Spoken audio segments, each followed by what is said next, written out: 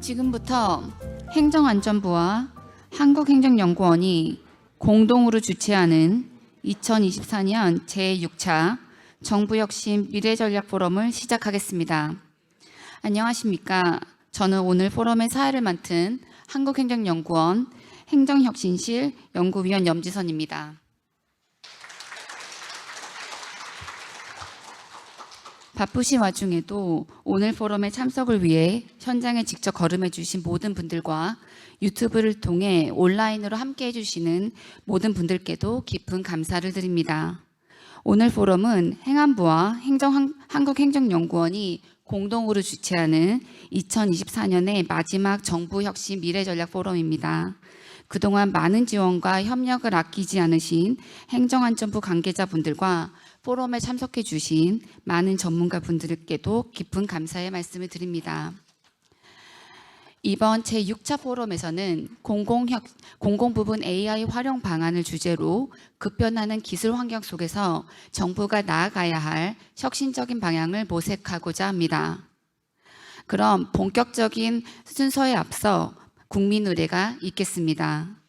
참석자분들께서는 모두 자리에 일어서셔서 단상에 있는 국기를 향하여 주시기 바랍니다. 국기에 대하여 경례.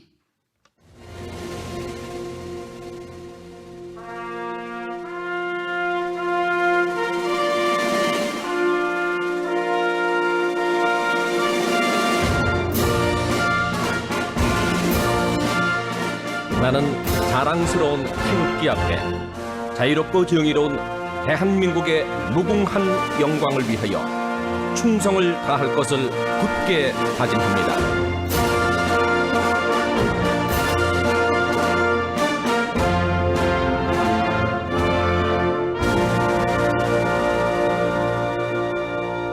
바로 애국가 제창은 생략하도록 하겠습니다. 모두 자리에 앉아주시기 바랍니다. 본격적인 시작에 앞서 오늘 포럼을 위해 참석해 주신 네 외빈 분들을 소개해 드리겠습니다. 먼저 한국행정연구원 권혁주 원장님께서 참석해 주셨습니다.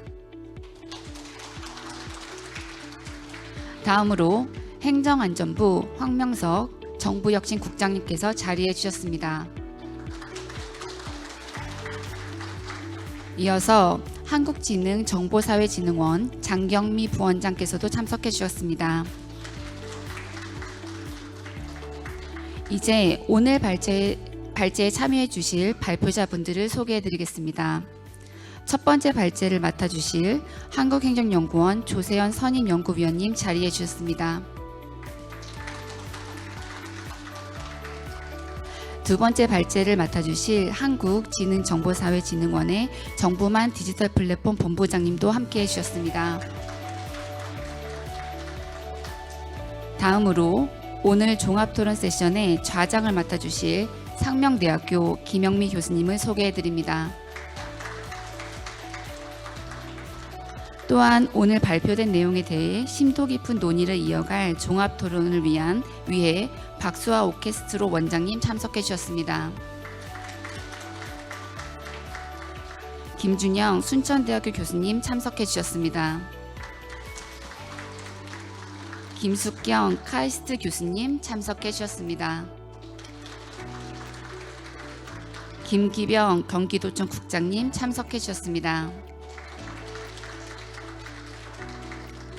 공득조 광주과학기술원 센터장님 참석해 주셨습니다.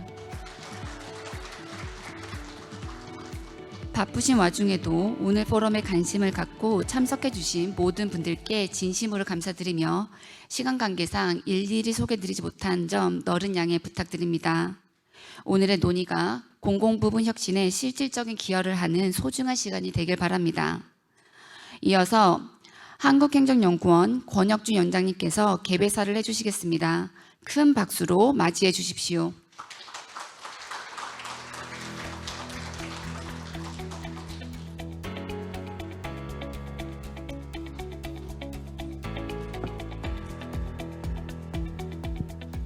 네, 안녕하세요. 한국행정연구원 원장 권혁주입니다.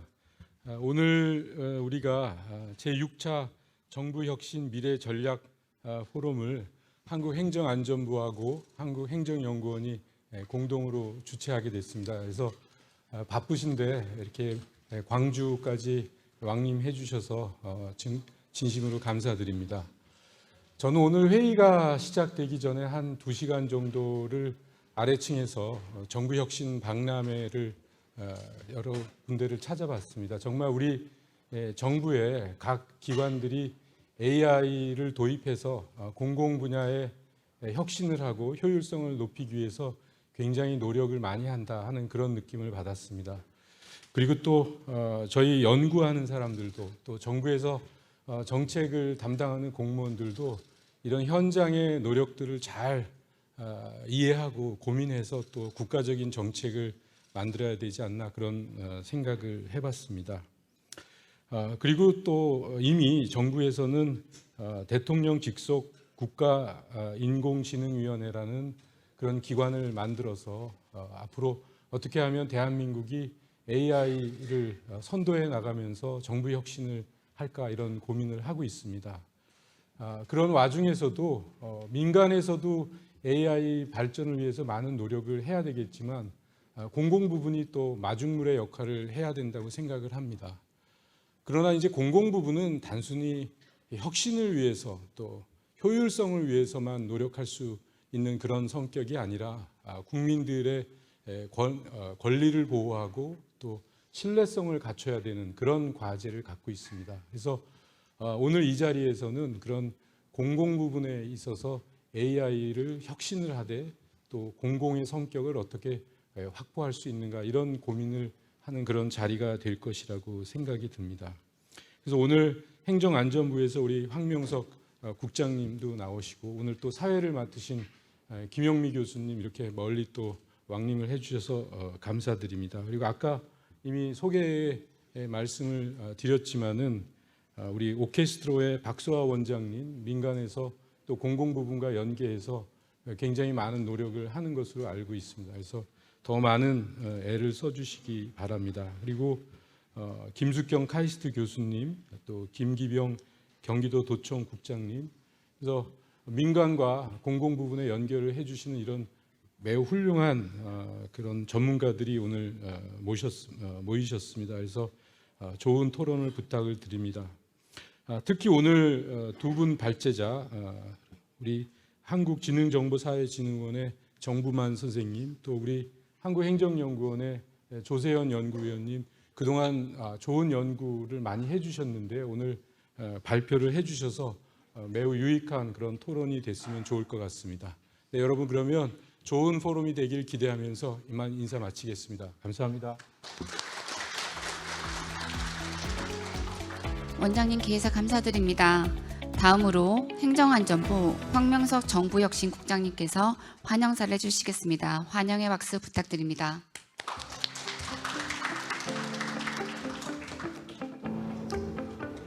잠시 치웠다가 예, 정부혁신국장 황명석입니다. 지금 저희들 미래전략 포럼이 시작한 지 올해 이제 6회째가 됩니다.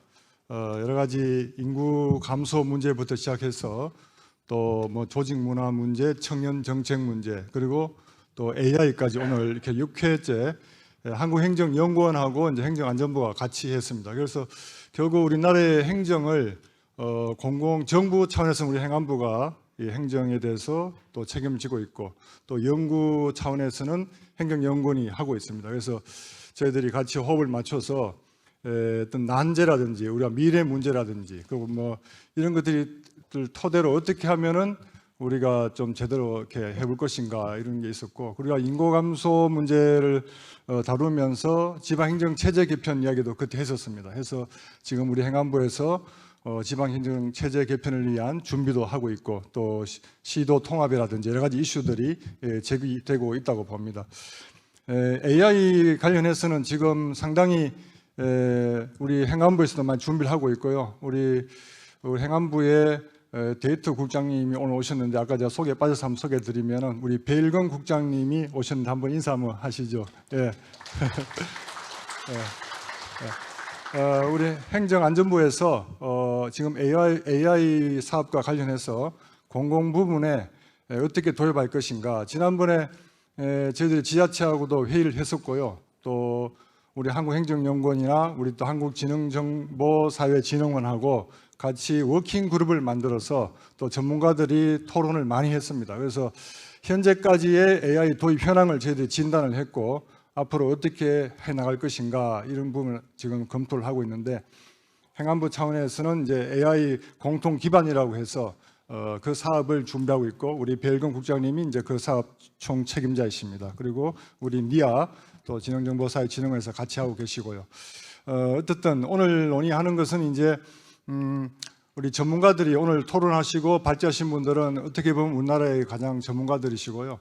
또 지금 뭐 트럼프가 되고 또 여러 가지 변화가 있지만은 뭔가 이 AI와 관련해서 전 세계적으로 상당한 준비가 되고 있습니다. 저도 최근에 OECD 회의를 갔었는데 거기에서도 뭐 프랑스라든지 그 EU에서도 EU 차원에서도 미국과 다르게 또 이렇게 준비를 하고 있는 걸 제가 느꼈고 우리 한국도 이런 AI 주권이라는 그런 차원에서도 상당히 이제 준비를 해야 되고 특히 공공 부분이 그런 부분을 좀 선도할 필요가 있다고 생각합니다. 그래서 저희들이 그러한 계획을 지금 세우고 있고 또 그런 오늘 또 논의되고 토론되는 그런 내용들 현장 의견들 잘 반영해서 또 저희들이 계획을 세우고 또 그렇게 하겠습니다. 오늘 그 좋은 시간 되시고요. 또 유튜브로도 많이 듣고 계신데 오늘 전문가분들 말씀하시는 거 잘 경청해서 저희들 참고하고 그렇게 하겠습니다.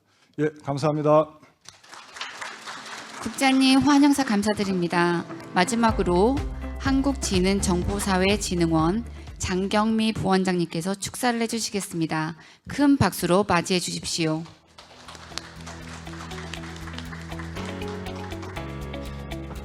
네, 좀 전에 소개받은 한국정보사회진흥원 장경미 부원장입니다. 저를 위해 받침대를 준비해 주신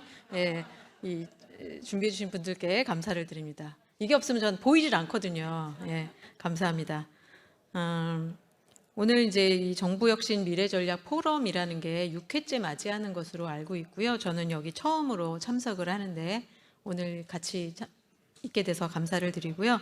오늘 뜻깊은 자리 만들어주신 우리 황명석 국장님 그리고 권혁주 원장님께 감사드리고 오늘 많은 분들 와주시는데요. 다 함께 참석해 주셔서 감사드립니다. 그동안 이제 우리나라는 디지털 정부라는 이름으로 세계 최고 수준을 유지하고 있었고 이제는 디지털 정부라는 이름으로 탈바꿈을 하면서 전환해 나가는 상황에 있습니다. 이제 인공지능이라는 기술이 우리 이제 행정 안으로도 들어오고 민간에서는 더더욱 더 많이 활용이 되고 있는 상태이고 오늘 박람회 1층에서도 많이 보셨겠지만 AI라는 주제로 서비스를 만든 것들도 상당히 많이 있습니다. 그리고 뭐 아까 오전에도 뭐 노코드 같은 걸로 서비스를 만들어 놓은 사례들도 발표가 있었는데 그런 것들이 점점 더 우리 생활 속으로 주변 속으로 침투되고 있다는 생각이 들고 있고요. 그렇기 때문에 여기 모여주신 여러분 모두가 이 변화에 동참해 주셔야 하는 상황이라고 생각을 합니다. 그래서 국민뿐만 아니고 또 학계, 산업계에 계신 모든 분들이 인공지능을 활용을 하면서 전체적으로는 국가 전체의 역량이 강화되고 발전되는 데 쓰일 수 있도록 관심 갖고 힘써 주셨으면 하는 바람입니다.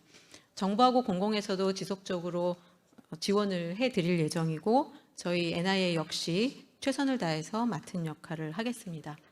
마지막으로 인공지능이라는 이제 혁신적인 변화에 발빠르게 적용을 하면서 우리 국민의 일상이 더욱 편안하게 되고 산업과 민간 시장은 더욱 성장을 하고 우리 정부는 더욱 유연하고 과학적이며 대한민국의 위상이 한층 높아지기를 기원하면서 축사를 마치겠습니다. 감사합니다.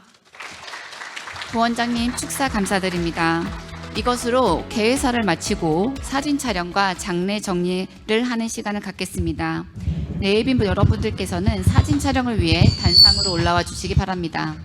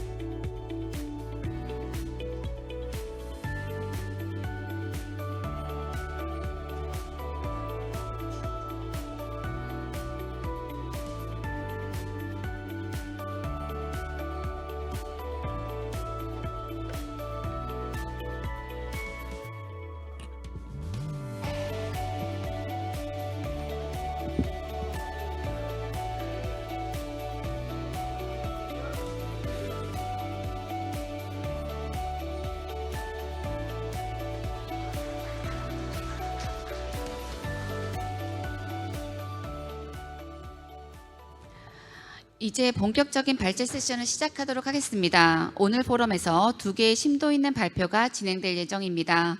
먼저 첫 번째 발표를 맡아주실 한국행정연구원 조세현 선임연구위원님께서는 정부 혁신을 위한 공공부문 AI 도입 추진 사례와 거버넌스라는 주제로 발표해 주시겠습니다.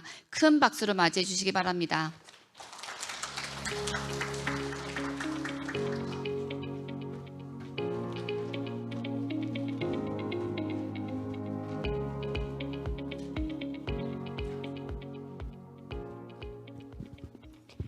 예, 안녕하십니까. 방금 소개받은 한국행정연구원의 조세현입니다.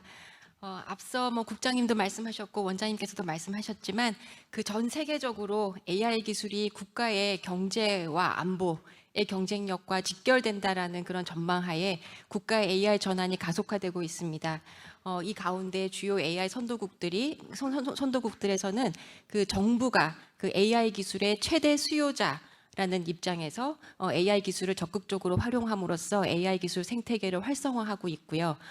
그뿐만이 아니라 더 중요한 것은 AI가 정부 혁신의 가치를 창출한다는 점이라고 할 수 있겠습니다. 그래서 오늘 이 자리를 통해서 AI와 함께 일하는 정부 구현을 위해서 다양한 그 사례들을 소개를 하겠고요. 또 어떠한 시사점이 있는지, 그리고 우리 정부는 AI와 함께 일하는 정부를 구현하기 위해서 어떤 정책 수단들을 활용할 수 있는지에 대해서 발표하도록 하겠습니다.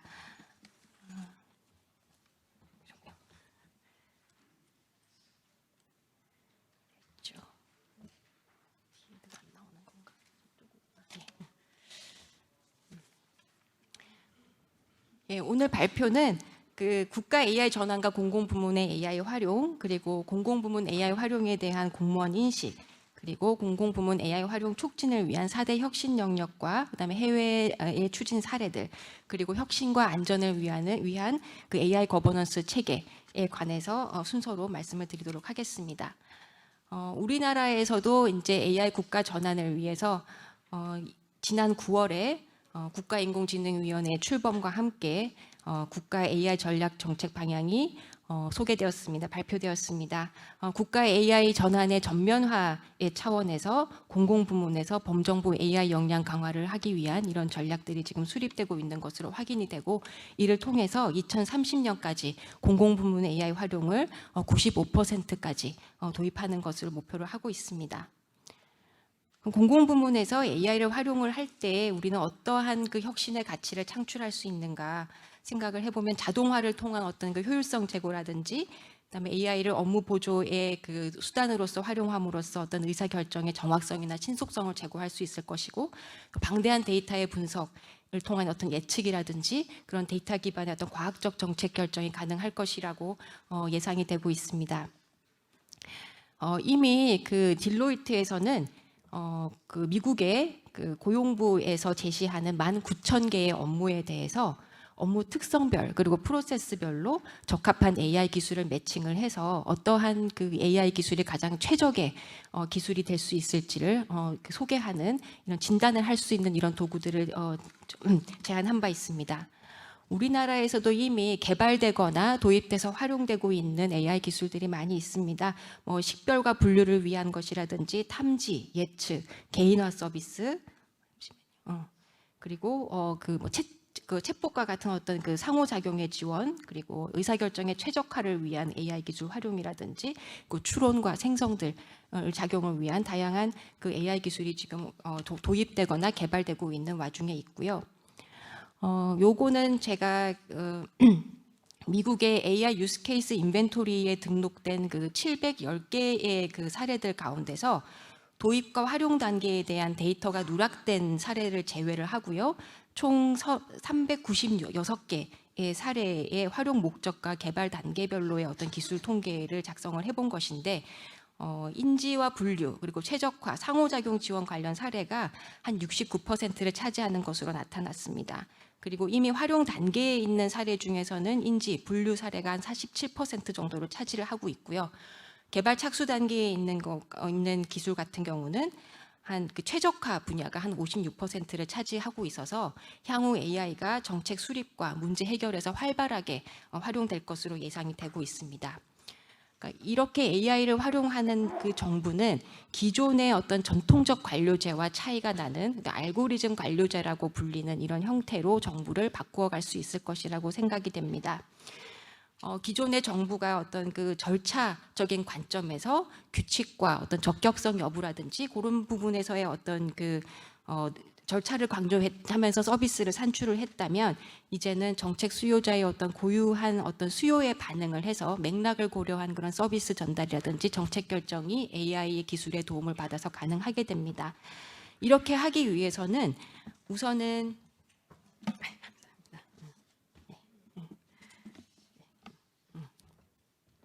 조직이 어떤 탑다운이나 사일로 구조 안에서 움직일 수 없고요. AI 기술을 개발하고 도입하고 활용하는 그런 과정에서 수직과 수평적인 그런 협업이라든지 탑다운과 바텀업의 그런 혼합에 의한 그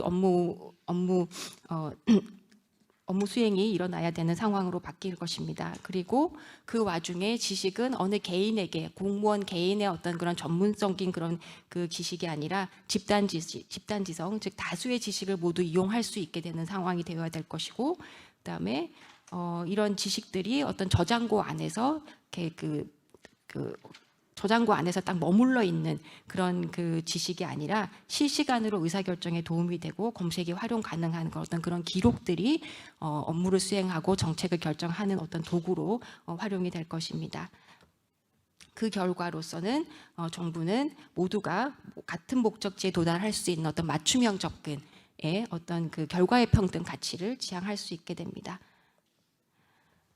AI가 이렇게 정부의 모습을 변화시킬 수 있는데 그러면 우리나라 공무원들은 공공부문 AI 활용에 대해서 어떻게 인식을 하고 있는지에 대해서 알아볼 필요가 있겠습니다. 요거는 작년에 제가 수행했던 연구 결과인데요. 공무원들의 AI 활용에 대한 그 기대감은 꽤 중간에 보다 훨씬 이렇게 상향하는 그런 수준들을 보이고 있고요. 현재 아마 지금 다시 조사를 한다면 이거보다 더 큰 기대감을 보여주지 않을까라고 생각이 듭니다. 특히 공무원분들은 최적화된 행정 서비스의 제공이라든지 위험 상황에 대한 어떤 효과적인 대응이라든지 또 시간과 비용의 어떤 절약, 정책 결정이나 집행의 품질이 향상되는 이런 부분에 대해서 굉장히 높은 기대를 가지고 있는 것을 알 수 있습니다. 특히나 지자체에서는 어떤 그 문제 해결을 위한 그런 시도에 대해서도 기대를 하고 있는 것으로 알 수 있고요. 그다음에 반면에 또 AI는 또 위험성도 가지고 있습니다. 그 위험성에 대해서 공무원들은 개인정보나 민감정보의 유출 우려라든지 그다음에 AI 오작동이나 데이터 오류로 인한 어떤 안전성에 대한 문제, 그리고 책임 소재 판명의 어려움, 또 알고리즘 복잡성에 의한 정책 투명성이나 공정성 저해 등에 대한 우려를 가지고 있는 것으로 나타났습니다. 결국에는 이제 그 인공지능에 의한 그 행정 행위가 효율성이라든지 정확성이라든지 신속성을 제고할 수 있지만 그 장점을 활용하기 위해서는 공무원분들이 잘 활용하기 위해서는 이런 부분들의 어떤 위험성에 대한 그 해소를 위한 어떤 법 제도적인 그런 뒷받침이라든지 교육 같은 것들이 필요하다고 할 수 있겠습니다. 그럼 AI 기술을 잘 활용하기 위한 어떤 그런 활성화 요인, 이런 제반 여건들이 그러면 잘 갖추어져 있는가에 대한 인식을 봤을 때 기관장의 어떤 기술 활용 기반 혁신 활동 장려, 이런 그 리더십 차원에서의 어떤 그런 지원이나 구성원의 관심도는 보통 이상이지만 그 자동화를 위한 어떤 전문성이라든지 교육 훈련이라든지 데이터라든지 또 그 학습 차원에서 어떤 조직 문화, 성과 관리의 를 통한 AI 기술 활용 촉진에 대해서는 다소 좀 낮게 인식을 하고 있는 것으로 나타났습니다. 요거는 이제 그러면은 공공부문 AI 활용 촉진을 위해서는 어떠한 영역에서 그러면은 혁신이 이루어져야 될까에 대한 그 4가지 부문인데요. 아까 국장님께서 잠깐 말씀하셨던 그 행정안전부와 저희 행정연구원이 이제 그 공공부문의 AI 도입 활성화를 위한 어떤 워킹 그룹을 운영을 해서 다양한 그 전문가분들을 모시고 저희가 그 전략들을 발굴하는 그 과정을 거쳤었는데 그 내용들을 좀 종합을 해봤을 때 이런 영역들에서 좀 그 혁신이 될 필요가 있다라는 의견들의 종합 결과라고 보시면 되겠습니다. 그래서 결국 혁신과 안전을 도모하는 공공부문 AI 활용 촉진을 위해서는 공무원의 AI 역량 강화가 필요하다는 점, 그리고 사례 축적을 통해서 작은 사례부터 점점점 디벨롭해 나가서 확산을 하는 어떤 그런 과정들, 그것을 통해서 AI 혁신 수요를 창출할 필요가 있다라는 것이고요. 그다음에 결국 이 AI 기술의 어떤 그 민간 기술의 그 발전 속도라든지 전문성을 고려를 했을 때 결국 민간 협업이 될 수밖에 없는 상황이고, 그런 고부테크 생태계를 조성을 하면서 혁신 사례를 좀 창출해 나갈 필요가 있겠다라는 부분이고요. 결국에 이제 공공부문이 민간 AI 기술의 어떤 실험을 위한 테스트베드로서의 역할, 그리고 그것을 뒷받침할 수 있는 애자일 조직과 예산, 그리고 규제 샌드박스 같은 것들이 활용될 필요가 있겠습니다. 그리고 위험 관리 체계가 구축이 돼서 이것을 통한 어떤 AI 활용의 어떤 책임성이 제고될 필요가 있겠다라는 것입니다. 그리고 이러한 4개 부문의 혁신이 이루어지기 위해서는 위험 관리 거버넌스 체계, 그리고 데이터의 어떤 고품질화, 그리고 그 위험 관리나 어떤 AI 활용 촉진을 위한 법제도 개선이 뒷받침되어야 할 것 같습니다. 공공부문의 AI 도입 추진의 해외 사례에 대해서 짧게 말씀드리겠습니다. 주로 여기 발표문에서는 영국과 그 싱가포르가 미국의 사례를 위주로 말씀을 드리겠는데요. 영국에서는 이제 AI 섹터디를 섹터디를 만들면서 그 내부 계획 안에 이제 공공부문의 AI 관련 전략 계획이라든지 포함이 되어 있고요. 그다음에 2019년에는 이제 공공부문 AI 활용 지침도 발간이 되었고 21년에 국가 AI 전략이 발표된 바가 있습니다. 그리고 생성형 AI를 공공부문에서 잘 활용하기 위해서 어떠한 그 유의사항들이 있는지에 관한 지침들이 마련이 된 바가 있습니다. 미국 같은 경우는 매우 선도적으로 지금 그 AI 기술이 정부 부문에, 공공부문에 도입이 되고 있는 그런 상황이고, 특히나 행정명령 14110 안에 책임 있는 AI 사용을 위한 영반정부 차원의 어떤 정책과 원칙들이 제시되고 있습니다. 그리고 그 행정명령의 이행을 위해서 OMB에서는 AI 거버넌스, 그리고 책임 있는 AI 혁신 추진, 리스크 관리를 주요 내용으로 하고 있는 이 지침이 최근에 발간된 바가 있습니다. 결국에 이제 보시면 미국에서의 어떤 그 AI 도입 추진 같은 경우는 의회에서의 어떤 법령 제정과 대통령의 행정명령 발표, 그 이후에 어떤 전략 계획들이 발표가 되고, 그 전략 계획들에 따라서 개별 부처들이 AI 도입의 어떤 그 로드맵을 지금 다 작성해서 발표를 하고 있는 그런 상황입니다. 대표적으로 국토안보부 소속의 어떤 사이버 안보청의 로드맵 내용을 지금 소개를 해드렸고요. 그다음에 싱가포르 같은 경우는 2019년에 이미 이제 AI 전략이 발표가 됐지만 생성형 AI가 출현함으로써 이제 AI 전략 2.0에 발표되었습니다. 거기서 그 기존의 여러 사례들처럼 정부는 산업과 그 연구계와 함께 중요한 그 AI 기술 발전과 산업 생태계 활성화를 위한 주요 드라이버로서의 역할을 하고 있고요. 공공부문에서의 내용을 좀 특별하게 들여다보면 정책 도메인별 AI 활용, 그리고 범정부 공통 기능에 대한 AI 활용, 이렇게 투트랙 전략으로 지금 진행이 되고 있습니다. 그리고 활용도 높은 유스케이스에 대해서 예산을 지원을 하고 데이터 공유를 촉진을 하고 있고, 그다음에 직급별로 차별적인 AI 역량 교육을 통해서 공무원 역량을 제고하고 있는 그런 노력들을 이 전략에 담고 있습니다. 아까 말씀드렸던 4가지 그 혁신의 영역 중에서 공무원 역량 강화를 통한 혁신 촉진을 위해 해외에서는 어떠한 노력들을 하고 있는지 말씀을 드리도록 하겠습니다. 미국 같은 경우에 내셔널 AI 탤런트 서치라고 해서 이렇게 AI 인재가 굉장히 귀하다 보니까 우리나라에서도 공공부문에 이제 그 역량 있는 전문가들을 영입하기 어려운 것처럼 미국도 똑같은 그런 어려움들을 겪고 있는 것 같습니다. 어찌됐든 다양한 방법들을 통해서 채용 경로도 다양화하고 채용에 있어서의 규제도 완화하고 임금이나 처우에 있어서도 좀 유연하게 할 수 있는 그런 수단들을 강구를 해서 정부 내에 전문성 있는 AI 인재를 도입하기 위해서 노력들을 하고 있습니다. 그리고 요거는 이제 연방 정부가 공무원들이 AI 기술을 직접 활용해 가지고 문제를 해결할 수 있도록 하는 어떤 그 AI 해커톤이라는 그런 대회입니다. 실제로 이제 AI 도구를 활용함에 있어서 공무원의 역량을 강화하기 위한 가장 그 중요한 교육 방식의 전환이라고 할 수 있겠습니다. 그러니까 그냥 뭐 이렇게 그 온라인으로 교육받는다든지 집체 방식의 그런 교육이 아니라 실제 문제를 해결하는 경험을 통해서 역량을 더욱더 쌓아갈 수 있는 그런 방법이라고 할 수 있겠습니다. 그래서 다양한 그런 그 문제 해결을 위해 공무원이 팀을 이루어 가지고 AI 기반 솔루션을 개발하는 그런 해커톤 계획이라고 해커톤을 개최를 했고요. 실제로 뭐 전국에서 250명 이상이 참가를 해서 다양한 어떤 그런 그 코드 작성이라든지 사용자 경험 개선을 위한 어떤 기능 개발 같은 것들이 이루어졌다고 합니다. 그리고 AI 트레이닝 액트라 그래서 공무원의 역량 강화를 위한 그 법인데 특히나 그 민간 기술을 민간 AI 기술을 정부 부문에 도입을 할 때 어떤 그런 그 공공부문의 그 종사자가 그 공무원이 이 전문성을 가지고 있지 않으면 신뢰성 있고 책임성 있고 안전성 있는 AI 기술을 도입하는데 한계가 발생을 하게 됩니다.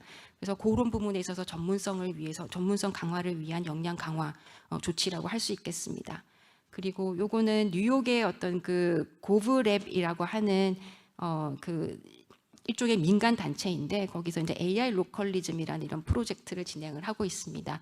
실제로 AI를 활용해서 국민들에게 서비스를 제공을 하고 그런 사례들이 계속적으로 이렇게 만들어지고 있는 곳 그리고 로컬에서 실제로 활용을 할 때 발생할 수 있는 이런 위험들 이게 굉장히 좀 실질적인 그런 문제들이 발생을 하고 할 수 있고 또 효과도 실질적으로 이렇게 창출할 수 있는 곳이 로컬의 단위라고 할 수 있겠습니다. 그런 차원에서 이 AI 로컬리즘 프로젝트라는 것은 리더십 교육이나 시민 리더 양성 같은 이 차원에서 굉장히 중요한 역할들을 할 수 있고 지방 공무원의 역량 강화에도 기여를 할 수 있습니다. 그 영국에는 이제 AI 트레이닝 코스라는 것들이 지금 제공이 되고 있고요. 우리나라의 국가공무원 인재개발원도 이런 프로그램들은 제공을 하고 있는 것 같습니다. 그 싱가포르 같은 경우는 이제 구글과 협력을 해서 이런 그 교육을 실시하고 있다라는 점입니다. 그래서 구글의 교육 프로그램을 공무원이 활용해서 교육을 이렇게 받을 수 있는 그런 사례라고 할 수 있겠고요. 다음은 이제 사례 축적과 분석을 통한 AI 혁신 수요 창출이 필요하다라는 점을 말씀드렸는데 이 부분은 이제 그 미국의 그 AI 유스 케이스 인벤토리 사례를 들 수 있을 것 같습니다. 미국의 그 인공지능 발전법에 따라서 연방기관이 안보와 관련되는 부분들을 제외하고는 매년 인공지능 사용 사례에 대한 목록을 작성을 해서 예산관리처장에 보고를 할 수 있도록 정하고 있습니다. 도입하고 계획하고 있는 것뿐만이 아니라 사용 중단되고 폐기된 사례까지 다 포함을 할 수 있도록 하고 있고요. 그 다음에 직접 개발이든지 뭐 제3자에 의한 개발이든지 모든 것들을 다 지금 포함하고 또 그 활용 기술, 개발 단계 그리고 소스까지도 공개를 하도록 하고 있습니다. 그러니까 결국에는 이렇게 공개된 자료들을 통해서 다른 기관이라든지 이해관계자가 참여하고 또 학습하고 또 벤치마킹 할 수 있는 그런 기회를 제공한다고 할 수 있겠습니다. 그리고 세 번째로 민관 협업 거부테크 생태계를 통한 공공부문 AI 혁신 사례 창출이 필요하다라는 말씀을 드렸는데 싱가포르 같은 경우에는 AI 트레일블레이저라는 그런 행사 같은 것들을 통해 가지고 기업과 정부기관이 구글 클라우드 도구를 활용해 가지고 생성형 AI 사용 사례를 개발하도록 한 바가 있는데요. 이렇게 함으로 해가지고 실제로 이제 그 민관학이 협력해서 AI를 활용하는 그런 어떤 그 실험적인 그런 공간을 제공하기도 하고요.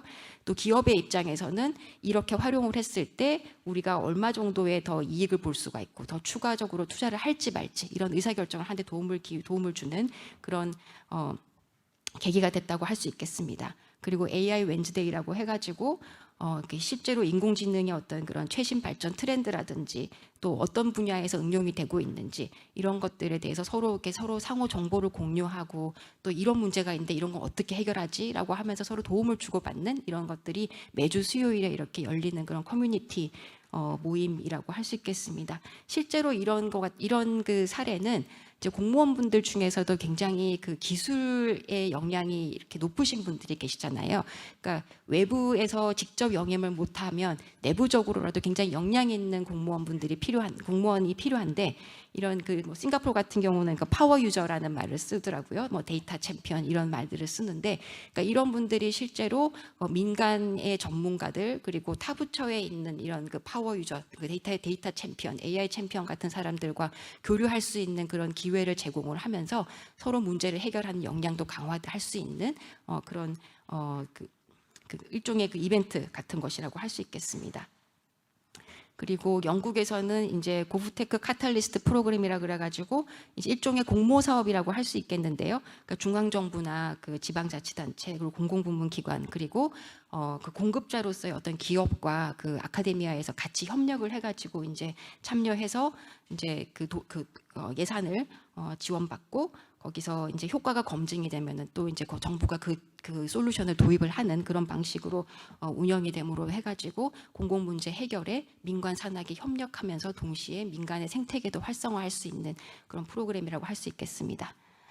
그리고 요 사례는 이제 영국의 사례인데요. 인큐베이터 for AI입니다. 요거는 이제 외부에 의존하지 않고 내부적으로 전문성을 가진 분들이 정부 내부에 다 모여가지고 AI 도구를 필요로 하고 있는 곳에 개발을 해주고 있는 그런 근데 이제 그 내각부 안에다가 이제 과학혁신기술부 안에 요런 팀을 두어가지고 굉장히 애자일하게 움직일 수 있는 그런 조직입니다. 그래서 실제로 이제 기능을 개선한다든지 그 서비스를 개발하기 위한 어떤 프로토타입을 개발을 해가지고 부서에 나눠주는 그런 형태로 운영이 되고 있고 또 그 코드를 오픈 소스로 제공하고 있는 이런 사례라고 할 수 있겠습니다.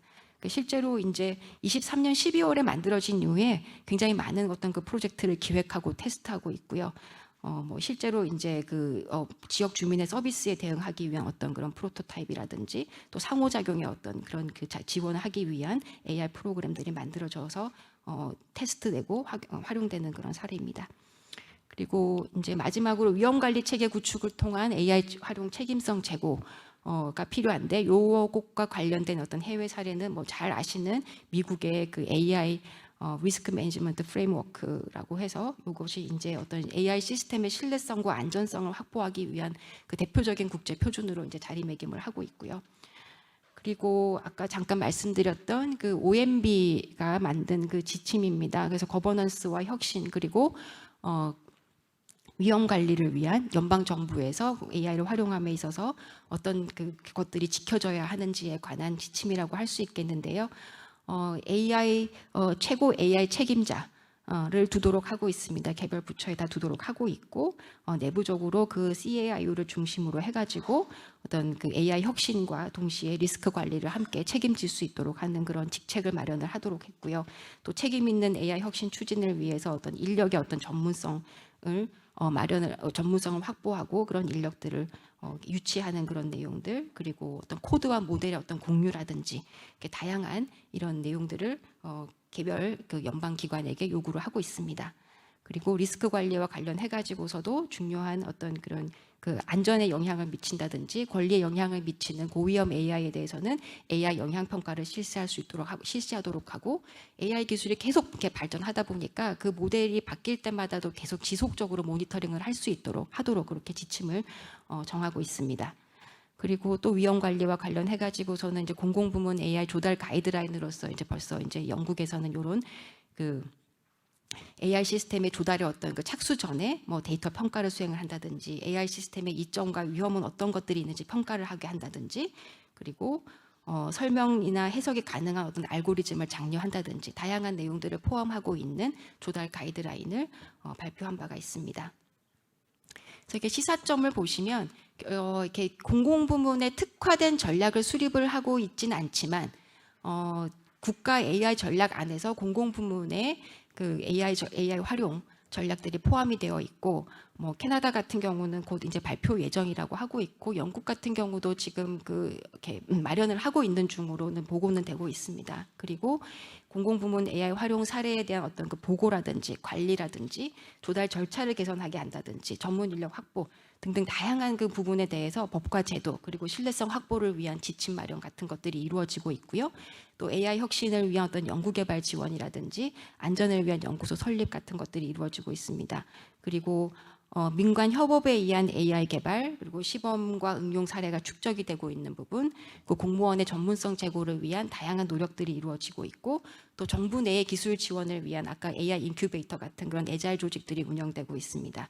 그리고 최고 AI 책임관과 그다음에 그 외에도 이제 정부 내부에서뿐만이 아니라 민관 산학 전반에서 이제 그 개발과 실증을 위한 어떤 그 테스트 베드로서의 공공부문, 그리고 혁신과 안전의 균형을 위한 어떤 그런 거버넌스 체계가 만들어지고 있다고 볼 수 있겠습니다. 그래서 우리나라는 어떻게 해야 될까? 라고 이제 많은 고민을 해서 이제 우리나라에서의 혁신과 안전을 도모하는 AI 거버넌스 체계는 어떤 모습일까라고 생각을 하고 좀 그림을 그려봤습니다. 국가인공지능위원회가 이미 만들어졌고 디지털 플랫폼 정보위원회도 구성이 돼서 이제 AI의 어떤 도입과 활용의 활성화를 위한 많은 노력들이 진행이 되고 있고요. 요 거버넌스 체계는 그 저희 연구팀이 이제 기존에 나와 있는 그 법령에서의 어떤 개별 그 기관들의 역할, 그리고 지금 발의되어 있는 그 AI 기본법 에 나와 있는 그런 그 역할, 그 개별 그 영역들의 그런 역할들을 좀 종합을 하고요. 그 다음에 저희가 워킹그룹 운영을 통해서 다양한 전문가분들이 주셨던 그런 의견들을 좀 정리를 해서 이제 어떤 거버넌스 체계를 가져가고, 또 행정안전부는 공공부문 AI 도입과 활용을 위해서 어떤 역할을 해야 될지, 그리고 이런 역할들이 혁신을 위한 역할들은 어떤 것들이 있고, 또 그 안전과 책임, 그러니까 신뢰성을 위한 역할들은 어떤 것들이 있는지를 제가 조금 색깔로 구분을 해서 이렇게 표현을 했고요. 그리고 이제 거버넌스 체계는 이제 기존의 거버넌스라고 얘기를 할 때는 이제 정부 내부에서의 어떤 그 거버넌스 체계를 많이 얘기를 하지만, 결국 AI는 계속 말씀드렸지만 그 민관 협업이 굉장히 중요한 문제이기 때문에 그 산업계에서의 그런 산업과 그 와 정부가 어떤 역할들, 기능들을 가져갈 필요가 있는지, 그리고 국민과의 그 관계에 있어서는 또 어떤 부분들이 그 국민의 권익 보장이라든지 그런 부분, 어떤 부분들이 더 고려가 되어야 되는지를 좀 전반적으로 이렇게 그 스케치를 한 내용입니다. 그리고 이 내용 중에서 이제 좀 그 몇 개만 좀 포커스를 해서 말씀을 드리겠습니다. 국가인공지능위원회와 이제 디지털 플랫폼 정보위원회가 공공부문의 AI 도입과 활용을 활성화하기 위한 다양한 노력들을 하게 되겠지만, 이제 공공부문에 좀 특화된 그 기능을 할 수 있는 그런 AI 정보위원회가 행정안전부 안에 하나 설치될 필요가 있지 않을까라는 생각이 들어서 제안을 해보았습니다. 지금 국가인공지능위원회의 그 산하의 분과로서 이제 산업공공분과가 만들어져 있지만, 이제 그 산업공공분과라는 것은 이제 민관 협업을 활성화하기 위해서는 굉장히 좋은 장점이 있지만, 또 공공부문이 특히 AI 활용에 가져야 할 그 뭐랄까요, 그 책임성이라든지 합법성이라든지 그런 다양한 그런 그 가치들을 견지하기 위해서는 공공부문 그 인공지능 활용 지원과 모니터링의 어떤 총괄 거버넌스 체계가 필요하지 않을까 해서 조금 AI 정보위원회 구성이라는 내용을 좀 제안을 해보았고요. 그다음에 행정안전부의 공공부문 AI 전환 관련 기능 같은 것들이 좀 강화될 필요가 있겠다. 그러니까 인공지능 기반 정부 혁신의 어떤 그 선도와 지원이 필요한데요. 그러니까 데이터와 모델의 관리 같은 것들이 필요하다고 하겠습니다. 그래서 AI 프렌들리 데이터를 지속적으로 생성하고 정비를 한다든지, 또 고품질, 결국에는 AI의 성능의 그 품질은 데이터의 품질에서 나오는 것이기 때문에 고품질 데이터의 관리, 그리고 데이터 활용도를 제고하는 것, 그리고 이런 고품질 데이터가 어디에 있는지를 아는 것이 굉장히 중요합니다. 공무원의 입장에서는 어느 데이터가 어디에 있는지를 아는 것으로부터 그 AI가 활용할 데이터가 어떤 것이 있는지, 그리고 어떤 서비스를 기획하고 정책을 기획할 수 있는지에 대한 어떤 그 상상력이 시작되는 곳이라고 할까요? 예, 그렇기 때문에 이 그 메타데이터의 어떤 관리 체계를 고도화하는 것이 굉장히 중요하고, 또 고품질 데이터의 어떤 그 카탈로그라든지 라이브러리 같은 것을 운영하는 것들이 필요하고, 또 그 AI의 그 고품질 데이터를 AI 활용을 위한 고품질 데이터를 생성을 하는 것이 기존에는 굉장히 양적으로 데이터를 계속 개방을 해왔다면, 지금은 좋은 데이터를 개방하는 것이 굉장히 중요하고, 좋은 데이터를 개방하는 것은 또 돈이 들고 노력이 필요한 것이기 때문에 그런 그 챔피언 데이터라고 해서 그 데이터를 잘 관리하는 데에 대해서는 좀 이렇게 상도 주고 하는 그런 인센티브 체계를 좀 강화해 나갈 그럴 필요가 있다고 하겠습니다. 그리고 이제 미국의 사례에서도 보셨던 것처럼 정부의 예산을 들여서 개발한 어떤 AI 모델 코드는 공개를 할 수 있도록 그런 것들을 좀 행정안전부가 다 해야 되지 않을까라는 생각이 들고요. 그다음에 역량의 측면에서는 이제 뭐 교육이라든지 또 윤리교육 같은 것들, 그리고 이제 행안부가 지금 이렇게 하시게 될 범정부 AI 공통 기반 지원들, 그리고 사례가 굉장히 중요하다라는 말씀들 많이 하셨습니다. 그러니까 MVP 방식이라고 하죠. 미니멀 밸류 프로덕트라고 해가지고 뭔가를 이렇게 처음부터 완성된 그 솔루션을 개발하는 것은 AI 기술 자체의 어떤 불확실성이나 위험성 때문에 지양하는 것이 필요하고, 매우 작은 사례로부터 시범적으로 만들어가면서 테스트하고 점점 더 이렇게 안정화되게 해가는 그런 방식이 필요하다고 하겠습니다. 그래서 그런 사례들을 쭉 다 모아가지고 사례뱅크를 하나 만들어서 또 다른 데서도 이런 방식으로 활용할 수 있겠구나라는 그 벤치마킹을 할 수 있도록 모으는 것이 중요하고요. 또한 아까 미국의 사례에서처럼 또 어떠한 AI 기술들이 도입이 돼서 어디에 활용되고 있는지에 대한 어떤 모니터링의 도구로서도 AI 사례뱅크는 활용될 수 있습니다.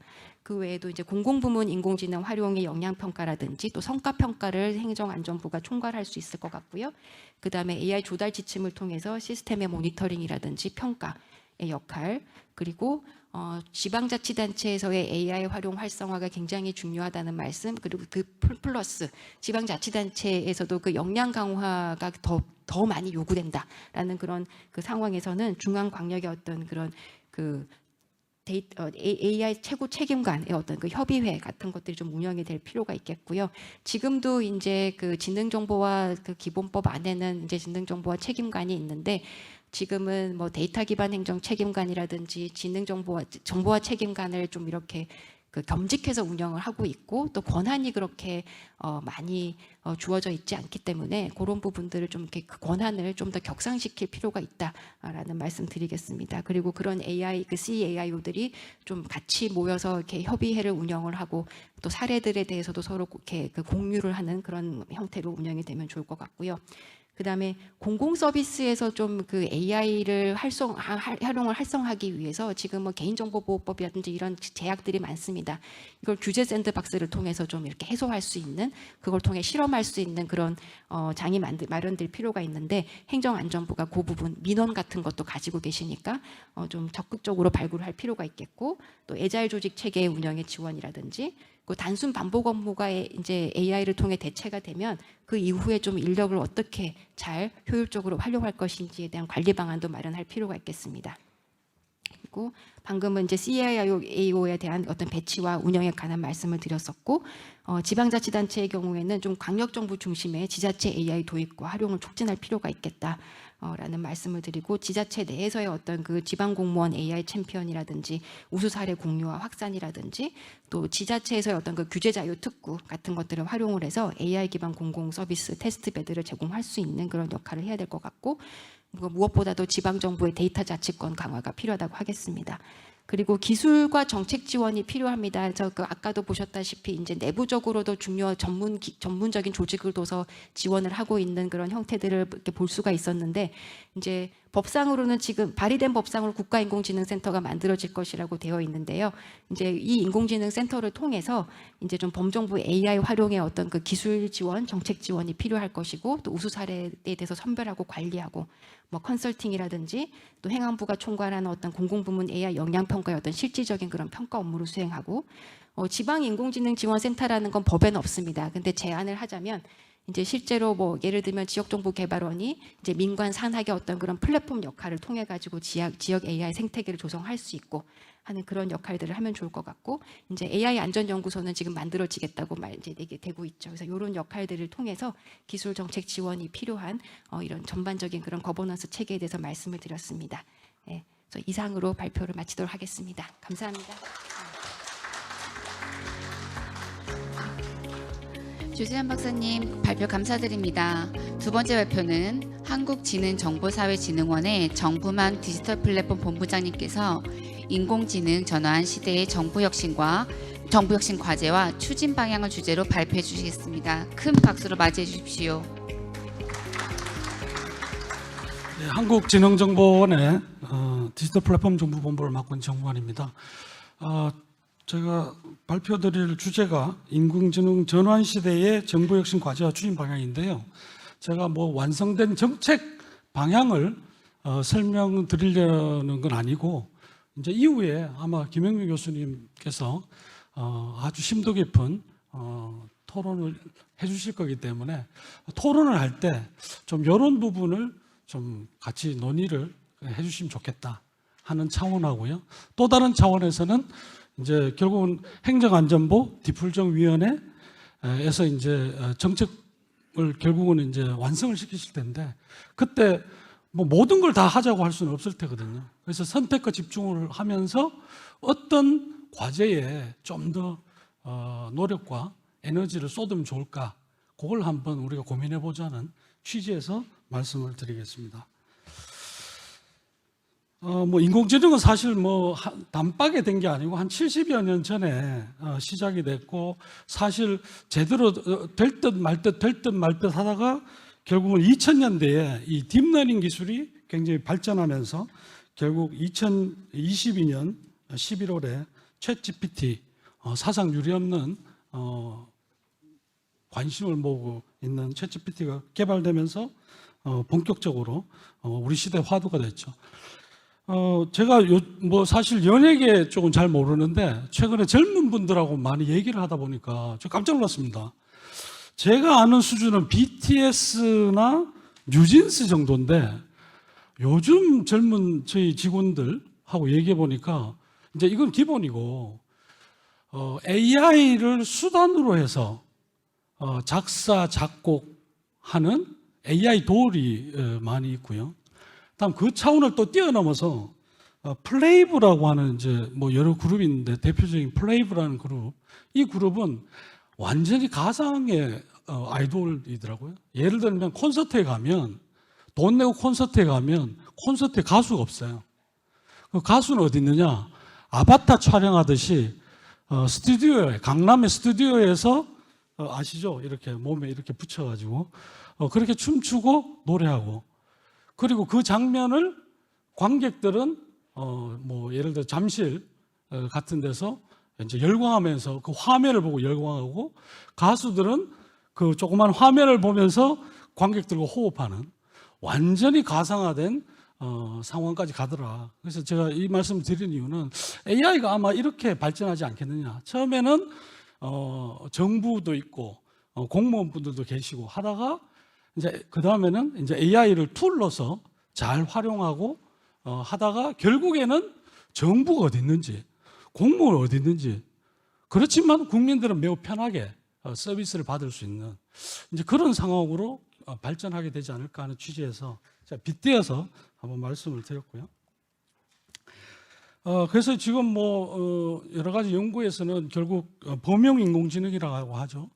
이게 5년 내에 도래할 거다라고 얘기하고 있고, 뭐 디지털 플랫폼 정부는 뭐고, 뭐 AI 정부는 뭐냐, 뭐 이런 논의들이 충분히 일어날 수 있는데요. 저는 디지털 플랫폼 정부가 당초부터 AI를 어떻게 잘 활용할 수 있을까, 정부 플랫폼에. 거기서부터 고민이 시작돼서 나온 게 디지털 플랫폼 정부고, 앞으로 이 AI 활용과 관련된 내용들이 더 비중과 폭과 깊이가 늘어나지 않겠느냐 하는 그런 생각을 해봅니다. 그래서 대통령께서도 23년 1월에 행안부가 이 부분, 특히 정부와 공공부문에서 AI 활용과 확산을 좀 잘 이끌어달라 이런 말씀을 강조하신 바가 있습니다. 그래서 시간 관계상 좀 요약해서 말씀드려야 될 것 같네요. 뭐 여러 가지 사례들이 있는데요. 미국 같은 경우는 트렌드를 한번 보면 게임 체인저라고 해서 주로 국방이나 나사 같은 데서 이 AI를 통해서 반복 업무를 줄이는 쪽에 많이 이용하고 있고요. 그다음에 애저 정부 클라우드라고 하죠. 이 애저 정부 클라우드에다가 오픈 AI를 도입해서 실제로 업무에 사용하고 있고요. 싱가포르는 보니까 그 페어라고 해서 주로 그 공무원용 지원 서비스, 뭐 문서를 손쉽게 작성하게 해준다거나, 뭐 우리로 치면 보도자료를 잘 작성해 준다거나 그런 사례들이 있고요. 이집트 같은 경우가 조금 특이하긴 한데 하피즈라는 모델을 통해서 기업 지원 정보에서 효율적인 정보 탐색을 하도록 해서 기업들에게 가장 효과적인 그런 최적화된 기업 정보를 제공해주는 그런 노력을 하고 있고요. 국내는 지금 지자체마다 굉장히 많이 하고 있습니다. 많이 하고 있는데 이걸 어떻게 하면 좀 한 틀에 담아서 시행착오도 줄이고 또 예산의 비효율도 좀 줄일까 해서 우리 행안부에서 초거대 AI 공통 기반 사업도 기획해서 내년부터 본격 추진할 예정인데요. 어쨌든 그 주로 특허 심사 업무에 AI를 활용한다든지 아니면 청년 농업인에게 특화된 어떤 전문 지식을 AI로 서비스한다든지 이 장애인 소통인데요. 이 부분도 사실은 굉장히 눈여겨볼 대목인 것 같습니다. 이 포용적 관점에서 멀티모달 AI 모델을 활용해서 실제로 장애인들이 불편함이 없도록 도와주는 그런 서비스들도 지금 시작되고 있습니다. 그래서 한번 종합적으로 보니까 결국은 이 공공부문의 어떤 그 비서 역할, 지원 역할을 하는 방향으로 많이 이용되고 있고요. 또 시민을 도와주는 시민 도움이라고 할까요? 그런 AI 역할이 강조되고 있고 특히 우리 주변의 사회 현안을 해결하는데 AI가 많이 활용되고 있다라 하는 말씀을 드리고 싶습니다. 이제 결국 이제 정책을 만들 때 이제 저희들이 고민해 보니까 영국 같은 경우는 주로 전문 전담 조직과 중앙 집중식 계획을 굉장히 강조하더라고요. 그런데 저는 이게 굉장히 설득력 있다고 생각하는 게 한국의 디지털 정부가 왜 성공했냐, 전자정부 왜 성공했냐 세 가지 요인을 꼽으라면 첫째가 법을 잘 만든 거. 그 기가 막히게 뭘 시작할 때 법을 딱 만들어 놓고 시작하니까 여야가 바뀌더라도 어쨌든 일관성 있게 정책과 사업이 진행되더라는 거죠. 다음 두 번째는 강력한 리더십이 굉장히 중요한 역할을 하더라. 마지막으로는 시행착오가 좀 있더라도 빨리 적용해보는 그런 과감한 적용과 도입. 이 세 가지가 한국의 전자정부와 디지털 정부를 성공시킨 저는 큰 요인이라고 생각하기 때문에 이 공공부문이나 정부의 AI 도입 활용도 그런 우리의 성공 요인을 잘 이렇게 개선, 발전시키면 좋지 않을까 하는 생각입니다. 특히 맥킨지 같은 경우는 굉장히 유의미한 제안을 했더라고요. 우리가 이제 이 실제로 정책 보고서를 작성한다고 했을 때 이런 요소들은 한번 눈여겨보면 좋겠다는 생각을 했습니다. 먼저 로드맵을 꼭 만들어라. 우선순위를 가릴 수 있도록. 다음에 거버넌스 체계를 잘 마련해라.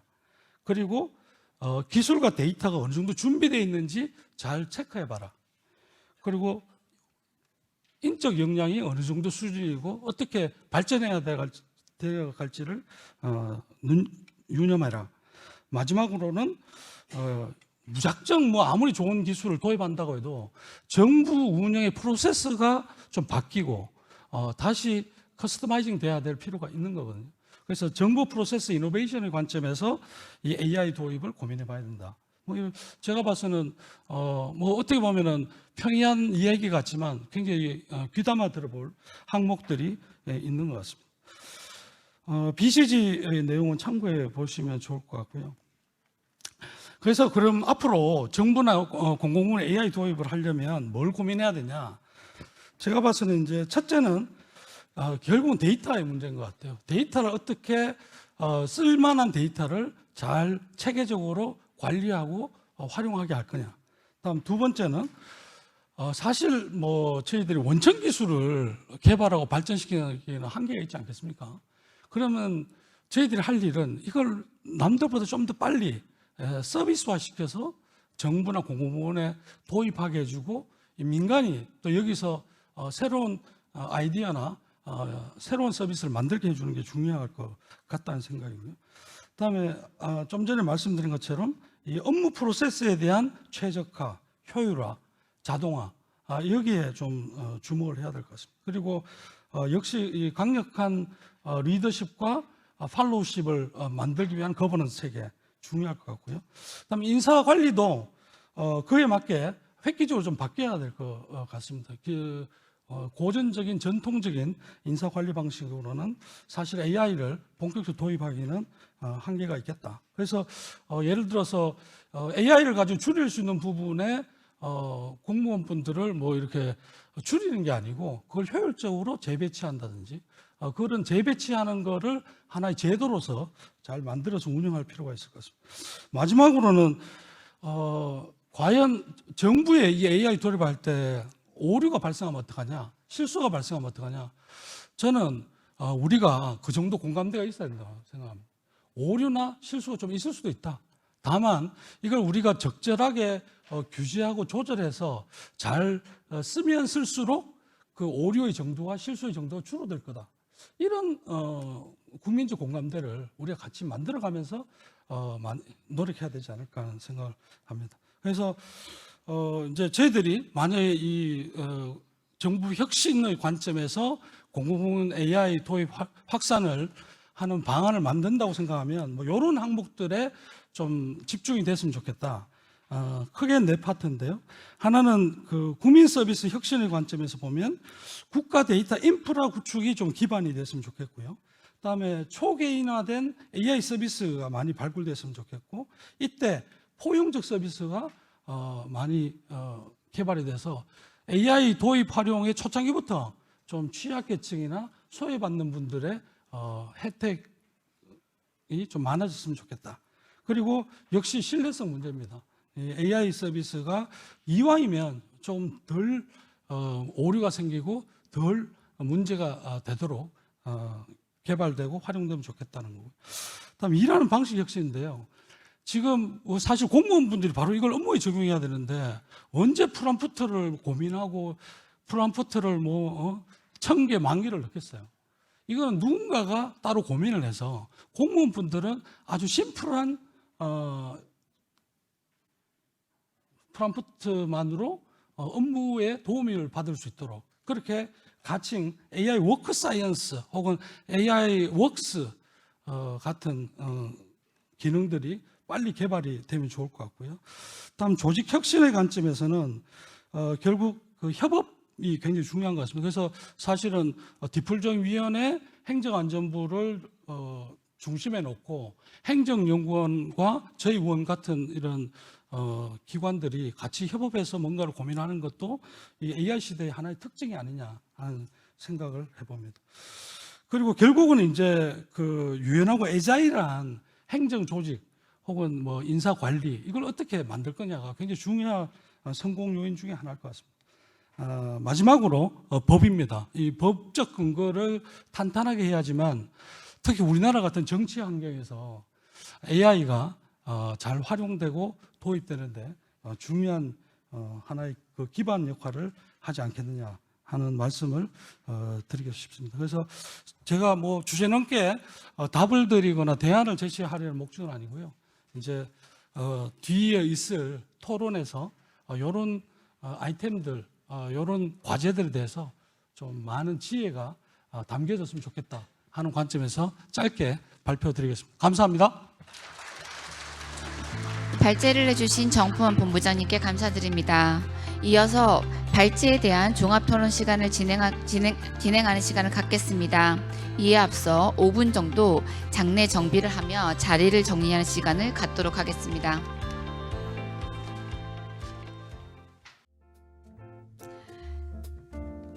오늘 종합토론은 상명대학교 김영미 교수님께서 진행해 주시겠습니다. 그럼 김영미 교수님께 마이크를 넘기도록 하겠습니다. 큰 박수 부탁드립니다. 예, 안녕하십니까. 김영미입니다. 예, 두 분의 발제 잘 들었고요. 이어서 종합토론 시간을 갖도록 하겠습니다. 저희가 시간이 약간 지체된 관계로 처음에는 제가 토론 시간을 아주 많이 드리고 싶었는데 할 수 없이 좀 줄여야 될 것 같습니다. 그래서 지금 이제 5분의 토론이 준비되어 있고요. 한 분당 한 6분 정도로 좀 그 진행을 해주시기를 간곡하게 부탁드립니다. 자, 그러면 먼저 박수와 DX 융합기술원장님의 토론을 듣도록 하겠습니다. 부탁드립니다. 왜 제가 첫 번째일까요, 교수님? 네, 아무튼 늦은 시간까지 함께 해주고 계시는데요. 저는 먼저 그 행정연구원에서 지금 조 실장님 이하고 원장님도 와 계시는데 굉장히 뜨거운 여름을 이 워킹그룹 활동을 하시는데 너무 애 많이 쓰셨다라고 먼저 좀 말씀을 드리고 박수를 한번 좀 해드려야 되지 않을까 싶은데요. 네. 저희도 계속 참여를 해서 봤지만 그 어떤 그 워킹그룹 활동보다도 이번에 그 활동들은 의미가 있었다고 보여지고요. 굉장히 많은 분들을 저희 그 대학교 다닐 때 워크숍 하듯이 토론을 해서 다시 뭔가 학생으로 돌아간 느낌이 들 정도로 좀 딥다이브하게 얘기를 했다라고 하는 분 그 얘기를 꼭 여기 오신 분들한테 말씀 좀 드리고 싶었습니다. 아무튼 수고 많으셨고요. 전체적으로 나온 내용에 대해서는 큰 줄기로 뭐 전체적인 방향에 대한 건 그동안 논의를 했던 부분들이기 때문에 동의를 좀 하는 부분이고요. 저는 그 전체 그 4대 전략에 대한 얘기를 했던 부분에 대해서 조금 이제 선후행이라고 할 수 있는 것들이 좀 있지 않을까 하는 생각이 좀 들어서 4대 전략 부분에 대한 거를 조금 이렇게 첨언을 좀 드리고 싶습니다. 그래서 행정연구원에서 말씀하셨던 부분하고 사실 정보안보 본부장이 발표하셨던 부분이 4대 전략 부분에서 좀 매칭이 되는 걸로 보여지고요. 그중에 제일 중요한 부분은 결국은 이제 공무원들의 AI 역량 강화 이 부분에 대한 게 굉장히 중요하다고 언급을 해주셨고 중요한 정책들을 제시를 해주셨습니다. 그렇지만 결국은 공무원들의 역량이라고 하는 거는 우리가 어떤 형태로 끌고 갈 거냐에 따라서 그 효과성을 단계에 볼 수도 있고 굉장히 지난할 수도 있는 문제라고 생각이 되어지고요. 저희가 그 전자정부 그리고 디지털 정보까지 연결해 오는데 거의 20년이 넘는 전자정부 자체만 놓고 본다 그러면 50년이 넘어가겠지만 저희가 지금 어떤 혁신의 관점을 본다 그러면 20년 동안 진행해 오는데 공무원들의 어떤 역량에 대한 부분을 얘기를 안 한 적은 없습니다. 하지만 지금 수준에서 다시 이렇게 강조되는 것을 보면 굉장히 많은 사례를 조 실장님께서 언급을 해주셨지만 제가 두 가지만 좀 말씀을 드리면 미국과 EU에서의 전체적으로 어떤 AI에 대한 수준 진단을 보면 20년부터 해년마다 정기적으로 어느 정도씩 증대가 되고 있고 AI 서비스를 누가 어떤 식으로 계속 발굴해 나가는지에 대한 연구들을 계속 하고 있었습니다. 그 와중에 우리나라는 22년부터 전체적으로 AI에 대한 수준 진단 그리고 그 서비스의 어떤 개방들 이런 부분들을 팔로우를 하고 있었는데요. 여기에 특징을 제가 하나 말씀을 드리면 미국과 EU 같은 경우에는 대부분이 AI 서비스를 하는 데 있어서 내부의 어떤 모니터링에 굉장히 집중을 했고요. 그 모니터링 결과를 토대로 어떤 서비스를 어떤 정책을 집행하는데 그리고 마지막 부분이 서비스였습니다. 반면 우리나라의 경우에는 51% 이상이 서비스에 집중이 돼 있었고요. 그 다음이 내부의 어떤 집행 그리고 거기 안에 모니터링. 굉장히 이제 반대되는 현상을 제가 보면서 이 부분에 대한 그 내용은 어떻게 연결이 되냐면요. 결국은 EU와 미국의 입장에서는 사실 AI 패권이라고 이미 우리가 알고 있는 것처럼 그런 패권 국가에서 리딩하는 부분에 있어서 문제의 포인트는 내부에서부터 필요로 하는 공무원들이 AI를 먼저 써서 우리 내부적인 문제들을 어떻게 해결할 건지를 접근을 하고요. 그리고 밖으로 우리가 검증된 공공의 서비스를 좀 표출을 하는데 노력을 하지 않았을까 하는 생각을 좀 해봤고요. 이렇다고 한다 그러면 지금 말씀하신 공무원의 AI 역량 강화라고 하는 것들은 단순하게 인재 영입을 하거나 실제 교육의 어떤 효과를 높이는 데 있어서 민간협력 부분 굉장히 많이 말씀을 해주셨던 것처럼 두 번째 아젠다인 민간협력의 혁신 사례를 체화시키는 과정, 결국은 그 교육의 형태도 몰입과정이라고 하는 체화과정이라고 하는 부분들이 있어야 되기 때문에 4개의 전략 중에 실제로 민간의 어떤 혁신 사례라든가 좋은 AI 사례가 공공기관으로 들어올 수 있도록 공무원들이 그걸 쓰면서 이렇게 우리가 하게 되면 변화가 있을 수 있겠구나 이런 관점의 변화를 좀 주안점으로 보시면 어떨까 하는 제안을 드리고자 합니다. 네, 말씀 여기까지 하겠습니다. 네, 시간 지켜주셔서 감사합니다. 그러면 이어서 순천대학교의 김준영 교수님 부탁드립니다. 예, 안녕하십니까. 순천대학교 김준영입니다. 이렇게 중대하고 시급한 주제에 관한 논의의 자리에 불러주셔서 감사합니다. 저도 핵심적인 내용 위주로 짧게 토론을 하고 혹시 질의응답 때 좀 세부적인 사항 궁금하신 경우 질문을 주시면 이렇게 세부적으로 응답을 드리도록 하겠습니다. 오늘 두 분의 발표가 제가 보기에는 두 개의 중요한 질문에 대한 답을 주셨다라고 생각을 합니다. 첫 번째 질문은 인공지능 시대의 정부 혁신의 성과는 무엇이 되어야 하는가에 대한 질문, 이 질문에 대한 답을 주셨고 두 번째로 이러한 성과를 달성하기 위해서 갖추어야 할 정책적, 조직적 그리고 제도적인 그런 조건들은 무엇인가라는 질문에 대한 답을 주셨다고 생각합니다. 저는 이 두 질문에 관해서 오늘 말씀을 해주셨지만 앞으로도 이 질문이 우리 인공지능 시대의 정부 혁신을 위한 두 가지 중요한 질문이 될 것이라고 생각하고 이 질문에서 중요한 두 가지 이슈, 각각 하나씩의 이슈에 대해서 좀 말씀드리고자 합니다. 첫 번째는 우리가 인공지능 시대의 정부 혁신의 성과로서 생각해봐야 할 부분입니다. 결론부터 말씀드리면 제가 개인적으로 생각하기에는 그 인공지능 시대의 다양한 인공지능 시대의 정부 혁신에 대한 그 성과를 생각하는 데 있어서 우리는 좀 종합적이고 체계적으로 이해할 필요가 있다라고 생각을 합니다.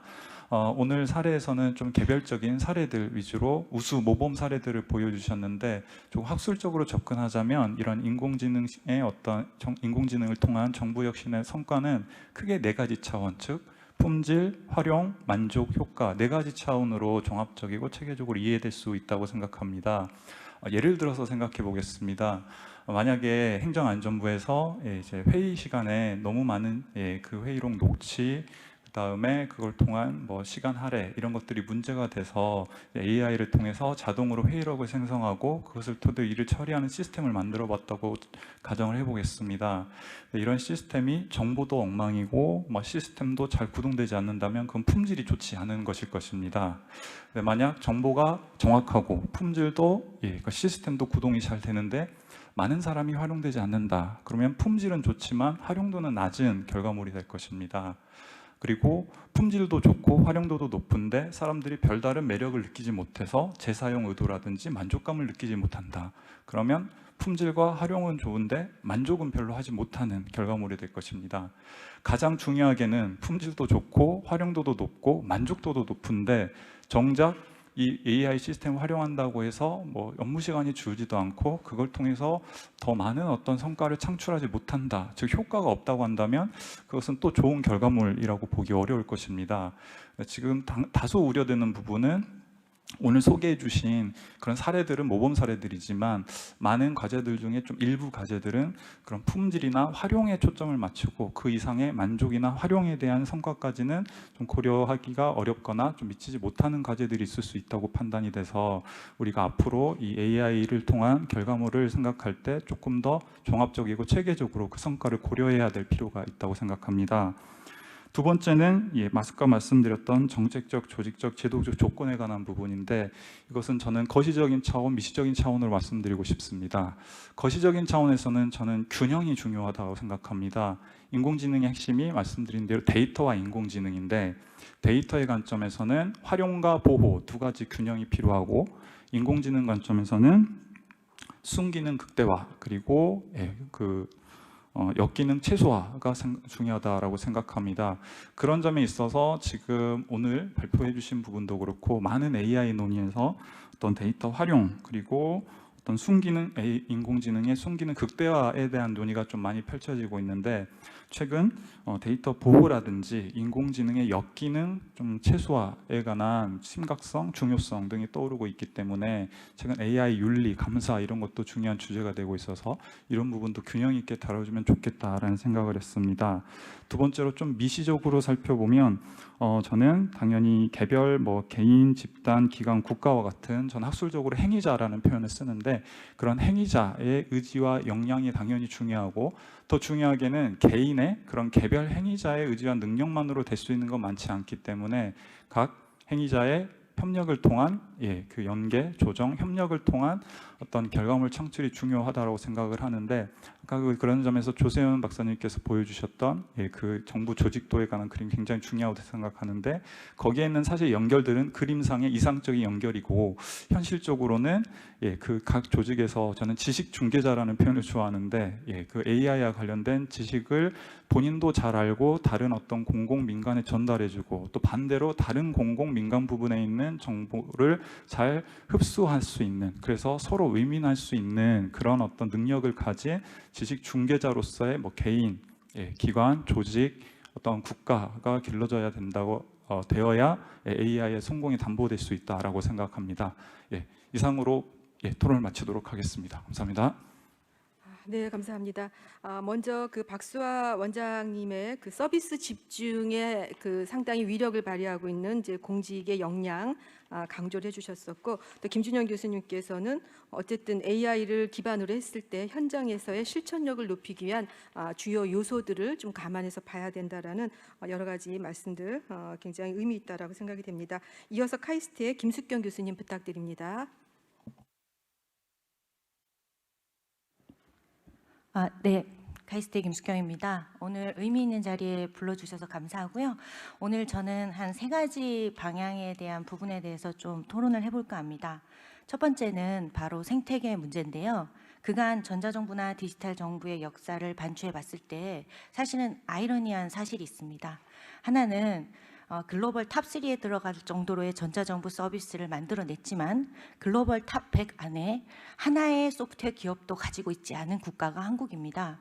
이건 왜 이럴까? 이런 부분들에 대해서 사실은 굉장히 의문점이 들 수밖에 없는 겁니다. 그래서 특히 AI는 많은 분들께서 강조하고 있지만 사실은 국가의 경쟁력과 직결되는 분야이기도 합니다. 그랬을 때 정부 부문의 역할이 엄청나게 중요하지만 그 역할에 있어서 이번에는 전자정부나 디지털 정부에 우리가 성공과 어찌 보면은 또 후면에 있는 어찌 보면 실패라고 할 수 있는 생태계 조성에서의 아픔을 이번에는 좀 같이 성장할 수 있는 기반을 만들어내야 된다라고 생각이 듭니다.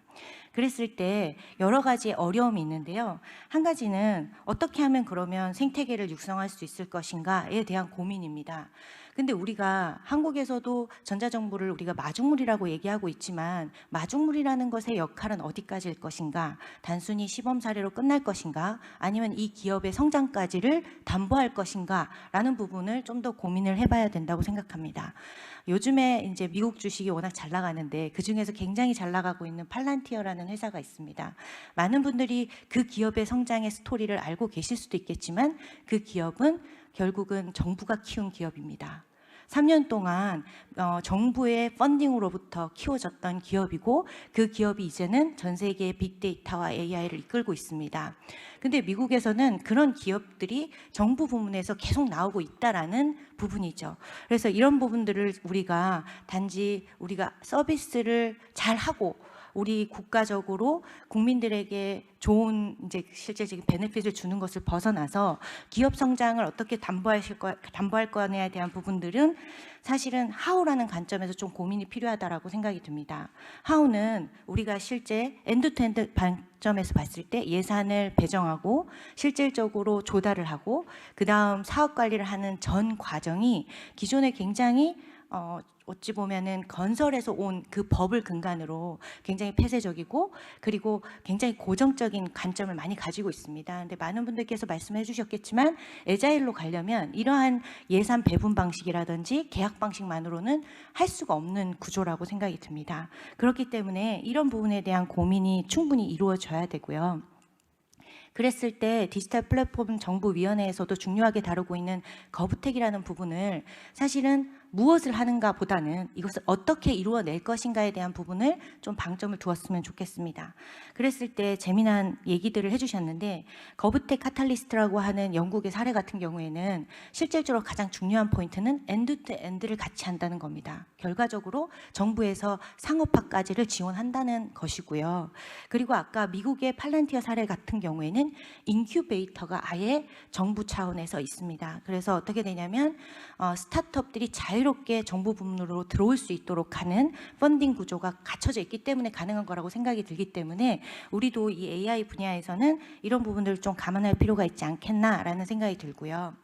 그랬을 때 두 번째 질문은 사실 우리가 AI의 경쟁력으로 치자면 우리 국가 정부에서는 탑3를 이제 우리가 이제 생각을 하고 있습니다. 하지만 현실은 탑7 정도 됩니다. 근데 탑7이라고 해서 안심할 수 있는 구조는 아니고요. 전반적으로 1등과 2등 간의 갭 차이는 엄청나게 큽니다. 이런 상황에서 그러면 우리는 우리의 실제 디지털 정부의 수준을 높이기 위해서 국내 중심으로 할 것인가 아니면 글로벌 협력을 담보할 것인가.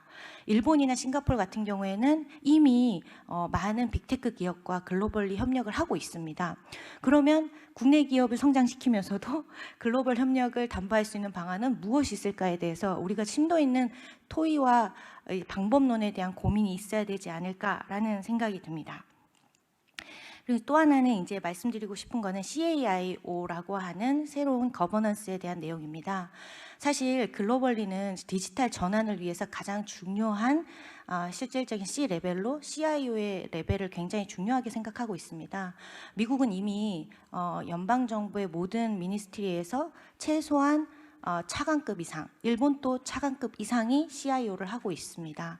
그리고 지금 현재 AI 시대에 가장 중점이 되는 새로운 리더십의 어찌 보면 미래상 을 봤을 때 저는 이 미래상에 대한 이 리더십의 키워드를 굉장히 좋아하는데요. 아키텍처 리더십이라고 부르고 있습니다. 왜 아키텍처 리더십이냐? 사실은 AI는 AI 하나로만 구동이 되지 않습니다. 거기를 위해서 인프라가 있어야 되고요. 데이터가 있어야 되고요. 그리고 AI 플러스 기존의 디지털 많은 기술들이 융복합이 이루어져야 됩니다.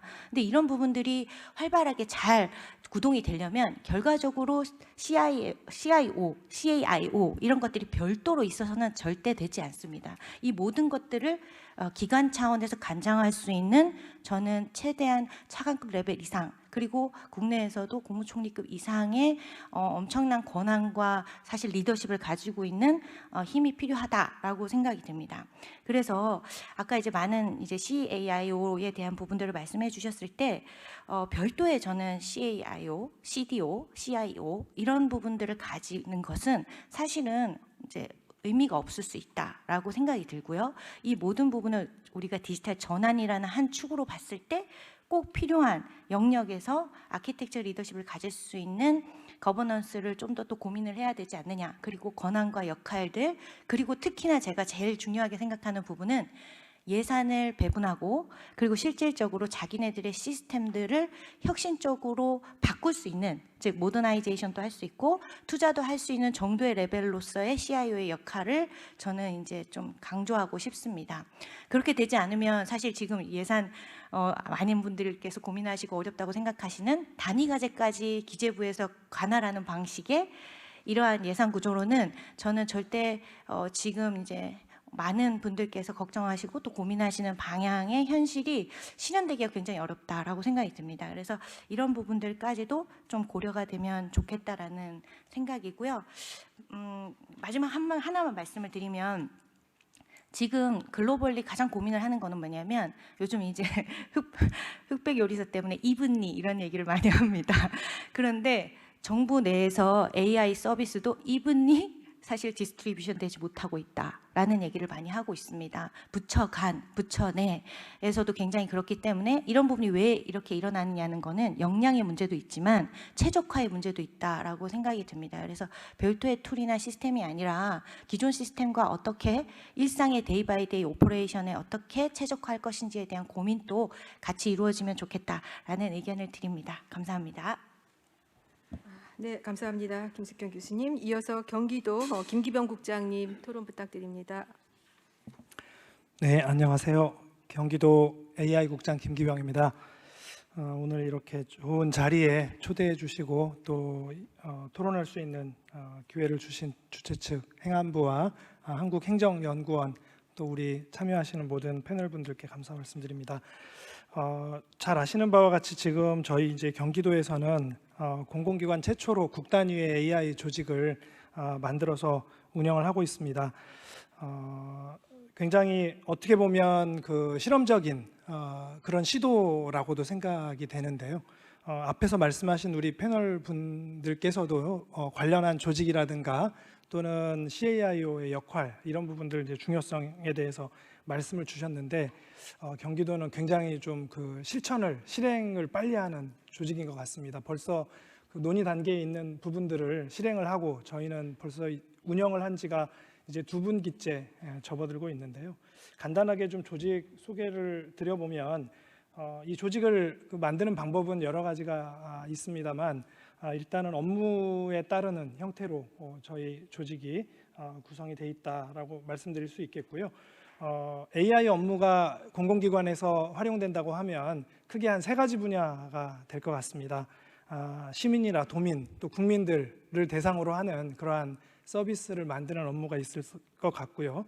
2번째는 공무원들이 사용하는 그러한 행정 시스템에 AI를 어떻게 적용할 것인가가 중요한 부분일 것입니다. 3번째는 AI 산업에 대한 육성 그리고 그 AI를 통한 관련되는 기업의 지원들을 어떻게 가져가야 될 것인가가 이제 굉장히 중요한 화두가 될 것으로 생각합니다. 이 세 가지가 가장 중요한 업무들이라고 생각이 되지고요. 이런 것들을 지원할 수 있는 AI 데이터라든가 인프라 플랫폼 이런 것들이 중요할 텐데요. 이런 것들이 연계된 형태로 저희 그 조직을 구성을 했고요. AI 프론티어 사업과에서는 도민들을 위한 서비스를 만드는 도민들을 위한 서비스를 발굴하고 만드는 일을 하고 있습니다.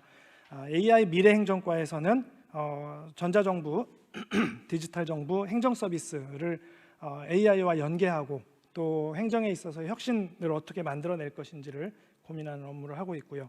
AI 산업 육성과에서는 AI 산업 육성 그리고 스타트업 지원 등을 포함한 AI 산업 전반에 대한 그러한 그 활성화 전략을 추진하고 있습니다.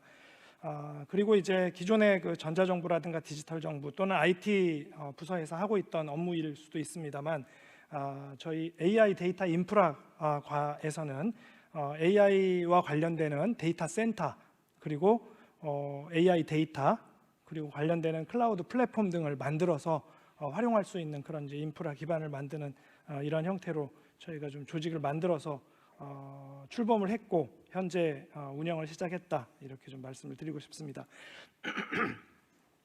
이와 더불어서 저희가 먼저 조직을 만들어서 운영을 하다 보니까 이제 많은 고민들을 저희가 할 수밖에 없고요. 많은 고민들을 하고 있는데 앞에서 우리 정부만 본부장님께서 우리 전자정부의 그 성공 요인은 우리가 법에 대한 선제적인 준비와 강력한 리더십 그리고 이에 대한 실행력이 가장 중요한 부분이었다라고 말씀을 해주셨는데 제가 행정안전부에서 글로벌 전자정부과장을 하면서 정말 그 국내 사례를 해외에 전파하고 사업을 수행하면서 저도 아마 한 수백 번을 얘기한 그런 키워드인 것 같습니다. 저는 딱 이게 이제 몸에 딱 배어 있는데요. 이 키워드가 그럼에도 불구하고 최근에 그 빠른 AI의 변화의 속도라든가 또 너무나 빠른 새로운 서비스의 도입, 출시 이런 것들을 보면서 과연 우리가 기존의 그 성공 사례로 가지고 있던 그 전자정부와 디지털 정부에서의 어떤 법과 리더십 실행 이 프레임워크를 가지고 이러한 그 또 새로운 파고를 잘 넘어가고 우리가 새로운 리더십을 만들어낼 수 있을까에 대해서 굉장히 고민을 많이 하고 있습니다. 이 부분에 대해서 제가 오늘 뭐 결론을 말씀드리는 것은 아니고요. 저도 이 부분에 대해서 많은 고민을 하고 있고 이 부분에 대해서 우리가 좀 좋은 답을 만들었으면 좋겠다 이런 생각을 하고 있고요. 세 번째는 저희가 이제 현장에서 경기도는 광역 지자체 중에 하나입니다. 잘 아시는 바와 같이 중앙 정부는 이제 정책과 어떤 방향을 수립을 한다면 지방 자치단체는 현장에서 정책을 실행하는 그러한 그 단체인데요. 그러다 보니까 이 실행에 대한 부분에 있어서 예상하지 못했던 정말 많은 그 실국과에서 AI 사업을 정말 동시다발적으로 추진하고 있습니다. AI국이 생겼고 AI 정책을 수립하고 방향을 수립하고 있는 과정에 이미 많은 실국과에서 AI의 수많은 사업을 추진한다라는 것은 굉장히 좀 난감하고도 곤욕스러운 상황일 수도 있다라는 저는 좀 생각을 하고 있는데요. 여기서 저는 가장 중요한 키워드 중에 하나는 앞에서 우리 뭐 여러 가지 맥킨지라든가 딜로이트라든가 좋은 그 사례들을 말씀 주셨습니다만 가장 중요한 키워드 중에 하나는 저는 지속 가능성이라고 생각합니다. 지금 각 그 개별 단위의 조직에서 많은 AI 사업들을 하고 있는데 과연 이 사업이 일회성의 어떤 그 이벤트성 사업이고 일회성의 어떤 결과를 보여주는 사업이지는 않을까 이런 부분에 대해서 좀 고민을 많이 하고 있고요. 이런 부분들을 지속 가능한 형태로 담아내는 것이 저는 AI국의 이제 역할 중에 하나라고 생각합니다. 지속 가능한 사업이 되려면 정말 앞에서 말씀드렸던 공무원의 역량 개발이라든가 조직에 있어서의 그 AI와의 연계 이런 부분들이 반드시 선행되어야 될 것이라고 생각하고요. 앞에서 지적했던 많은 사항들이 우리가 선행 과제로 가져갈 수 있는 굉장히 중요한 부분이라고 생각을 합니다. 마무리를 조금 말씀을 드리면요. 이제 행안부에서 AI 공통 기반을 지금 준비하고 있고 2025년에 사업을 추진한다라고 말씀 주셔서 너무 좋은 또 사업 중에 하나라고 생각을 합니다. 앞에 제가 말씀드린 대로 그럼에도 불구하고 지금 글로벌 빅테크 기업에서는 한 달이 뭐다 하고 새로운 서비스, 새로운 어떤 그 패러다임 또 그 혁신적인 그 제품들을 출시를 하고 있는데요. 지속 가능성 측면에서 과연 그 이러한 그 공통 기반이 정말 경쟁력 있고 공공기관에서 앞으로 향후에 이런 그 정말 급변하는 AI 환경에서 오랫동안 쓸 수 있는 그러한 그 플랫폼이 될 수 있도록 하는 많은 고민이 필요할 것 같고요. 저희 또 경기도에서도 그 부분에 대해서 많이 고민하고 있는데 그런 부분에 대해서 정말 이제는 이 우리가 우물 안의 개구리가 돼서는 안 되고 우리 전문가와 또 산학, 민관, 학연이 다 힘을 합해가지고 집단 지성을 통해서 이 부분을 돌파해 나가야 되는 정말 중차대한 시기라고 생각합니다. 정말 그 AI 부분에 있어서는 저는 우리가 그동안에 IT에서 리더십을 가지고 그동안에 20년 동안 우리가 그 리더십을 보여주고 잘 해왔는데 AI 부분에 있어서 정말 그 이전에 느끼지 못했던 위기감을 좀 느끼고 있고요. 이런 부분들에 있어서 우리가 다시 리더십을 잘 찾아오고 선도할 수 있기 위해서 참여하시는 그 스테이크홀더들의 정말 그 집단 지성과 협력의 힘으로써 이런 위기를 돌파할 수 있는 그런 계기가 됐으면 하는 바람입니다. 네, 감사합니다. 먼저 김숙경 교수님 그 생태계 조성을 위해서 고민해야 되는 그 AI 거버넌스에 관한 주요 쟁점들 의미 있었고요. 또 김기병 AI 국장님 경기도에서 실제 조직을 운영하는 입장에서 쟁점이 됐던 사안들 말씀해 주셨습니다. 마지막으로 지스트의 센터장님, 공득조 센터장님 부탁드립니다. 네, 안녕하세요. 광주과학기술원 AI 정책전략대본의 공득조라고 합니다. 맨 뒤에 하면 제일 부담스러운 게 앞에서 너무나 좋은 말씀을 다 해주셔가지고 뒤에서는 할 얘기가 바로 없다는 점이 가장 큰 문제인 것 같습니다. 그래서 열심히 적어놨다가 제가 하고 싶은 얘기를 하겠습니다.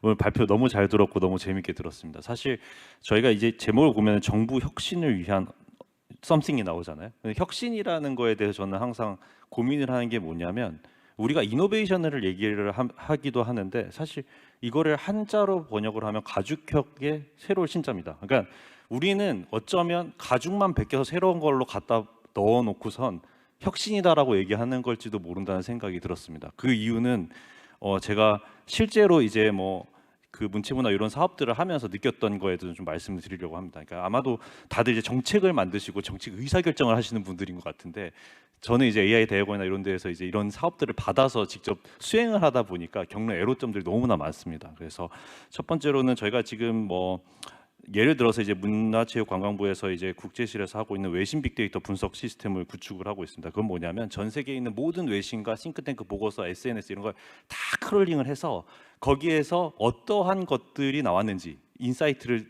빼내서 이제 제공을 해주는 거예요. 매일마다 데일리 리포트가 나오는 거죠. 근데 요거를 시스템으로 만들어내는데 어떠한 우여곡절들이 있냐면 첫 번째는 우리나라의 매뉴얼이 너무 많은 겁니다. 뭐냐면 이걸 시스템 하나를 구축하기 위해서 과기정통부도 찾아가야 되고 행안부도 찾아가야 되고 국정원도 찾아가야 되고 담당을 가야 되는 부서가 너무 많은 거예요. 그래서 이러다 보면은 점점 해야 되는 것들이 점점 줍니다. 이만큼 해야 되는데 벽에 막혀서 요거 좀 없애세요. 요거 없애세요. 그 매뉴얼 다 따르다 보면은 결국에 우리가 하고자 하는 것들로 가기가 굉장히 어려워지는 거죠. 두 번째는 그렇게 해서 예산을 받아오면 그 예산에서 꼼짝을 못 합니다. 근데 아시다시피 예산 반영하는데 1년 정도 걸리지 않습니까? 예타같이 하면 2년, 3년이 걸리죠. 그러면 그렇게 예산이 반영이 되고 실제로 과업이 나왔을 땐 2, 3년 전 모델이 됩니다. 그러면 구축하는데 3년이 걸리지 않습니까? 그러면 사실 구축해놓고 나면 6년 전 모델을 갖다 놓는 겁니다. 그러니까 사실은 이렇게 과업지수가 나가 있으면 새롭게 발전하는 거에 대해서 융통성이 굉장히 없어진다. 왜냐하면 이거를 누군가가 변경을 해줘야 되는데 새로운 시스템이 나와서 이걸로 변경하겠습니다라고 얘기했을 때 그걸 받아주는 부처가 별로 없는 거죠. 그건 우리 매뉴얼에선 그건 안 돼. 이렇게 되면 사실 이게 발전하기가 굉장히 어려워진다. 이런 것들을 좀 말씀드리고 싶었습니다. 그래서 저희가 좀 혁신이나 이런 것들을 얘기를 하고 있는데 사실은 이 안에서 뭔가 규정들이 해소가 안 되는 게 너무 많지 않나라는 생각이 들어서 만약에 진짜로 정부 혁신을 하고 그 다음에 행정안전부에서 진짜로 뭔가 이거를 쥐고서는 핸들링해서 간다면 이러한 규제들을 다 타파할 수 있는 뭔가 하나를 만들어야 되지 않을까라는 생각이 좀 들어서 한번 건의를 해봤었습니다. 그래서 이런 것들이 좀 구닥다리의 시스템이 되지 않도록 그리고 쓰임새가 있을 정도로 가야 되지 않나 이런 생각이 들고요.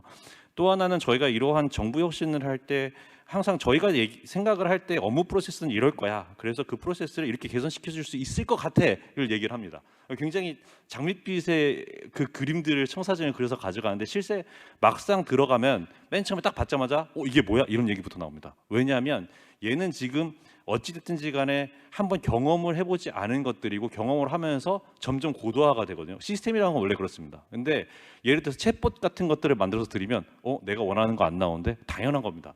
그게 안 나오고 안 나와야 나중에 점점 자리를 찾아가는 과정이 필요하거든요. 그래서 저희는 약간 기다릴 줄 알아야 된다라는 것들을 좀 말씀을 드리고 싶었습니다. 그래서 아까 전에 뭐 CAIO 이런 것들도 다 좋은데 제가 현실적으로 생각했을 때는 그런 모든 것들을 타파할 수 있는 규정과 매뉴얼이 정립이 되는 게 더 중요하지 않을까 이런 생각이 들었고요.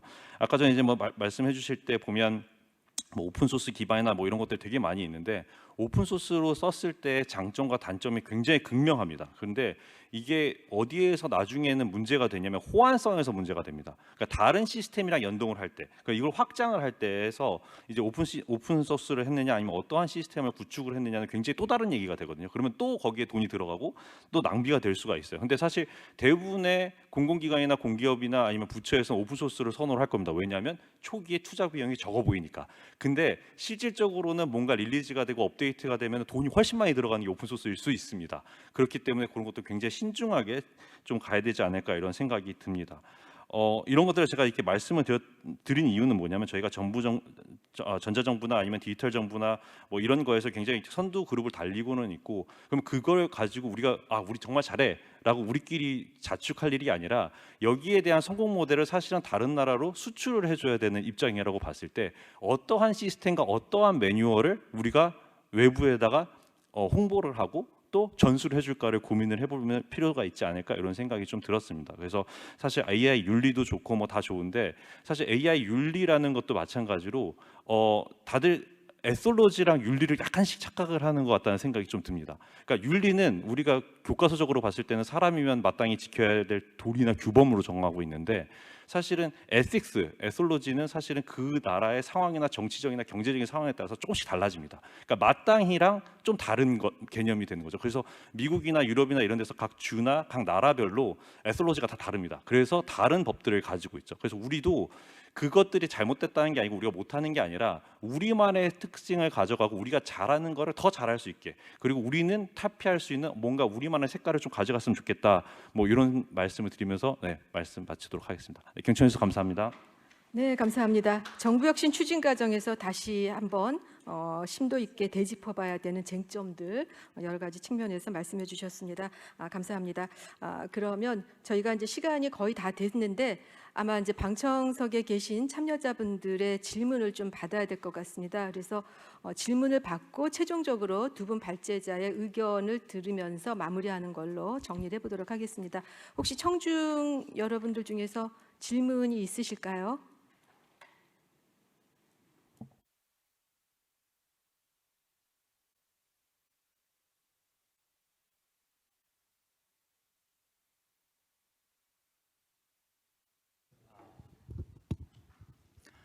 예, 좋은 발표해 주셔서 정말 감사드리고요.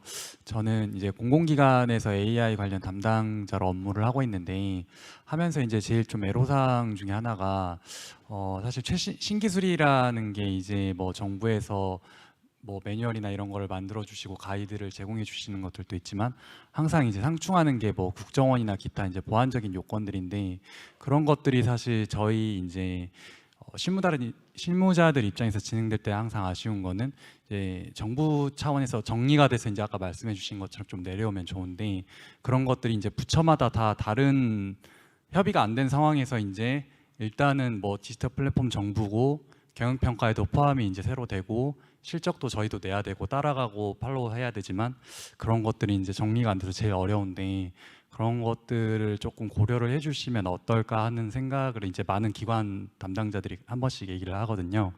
그래서 네, 그런 거 한번 좀 논의가 됐으면 좋겠다 싶어서 말씀을 드리고 싶었습니다. 네, 혹시 한 분 더 질문 있으면 받고 그 다음에 두 분 발제자의 의견을 좀 듣도록 하겠습니다.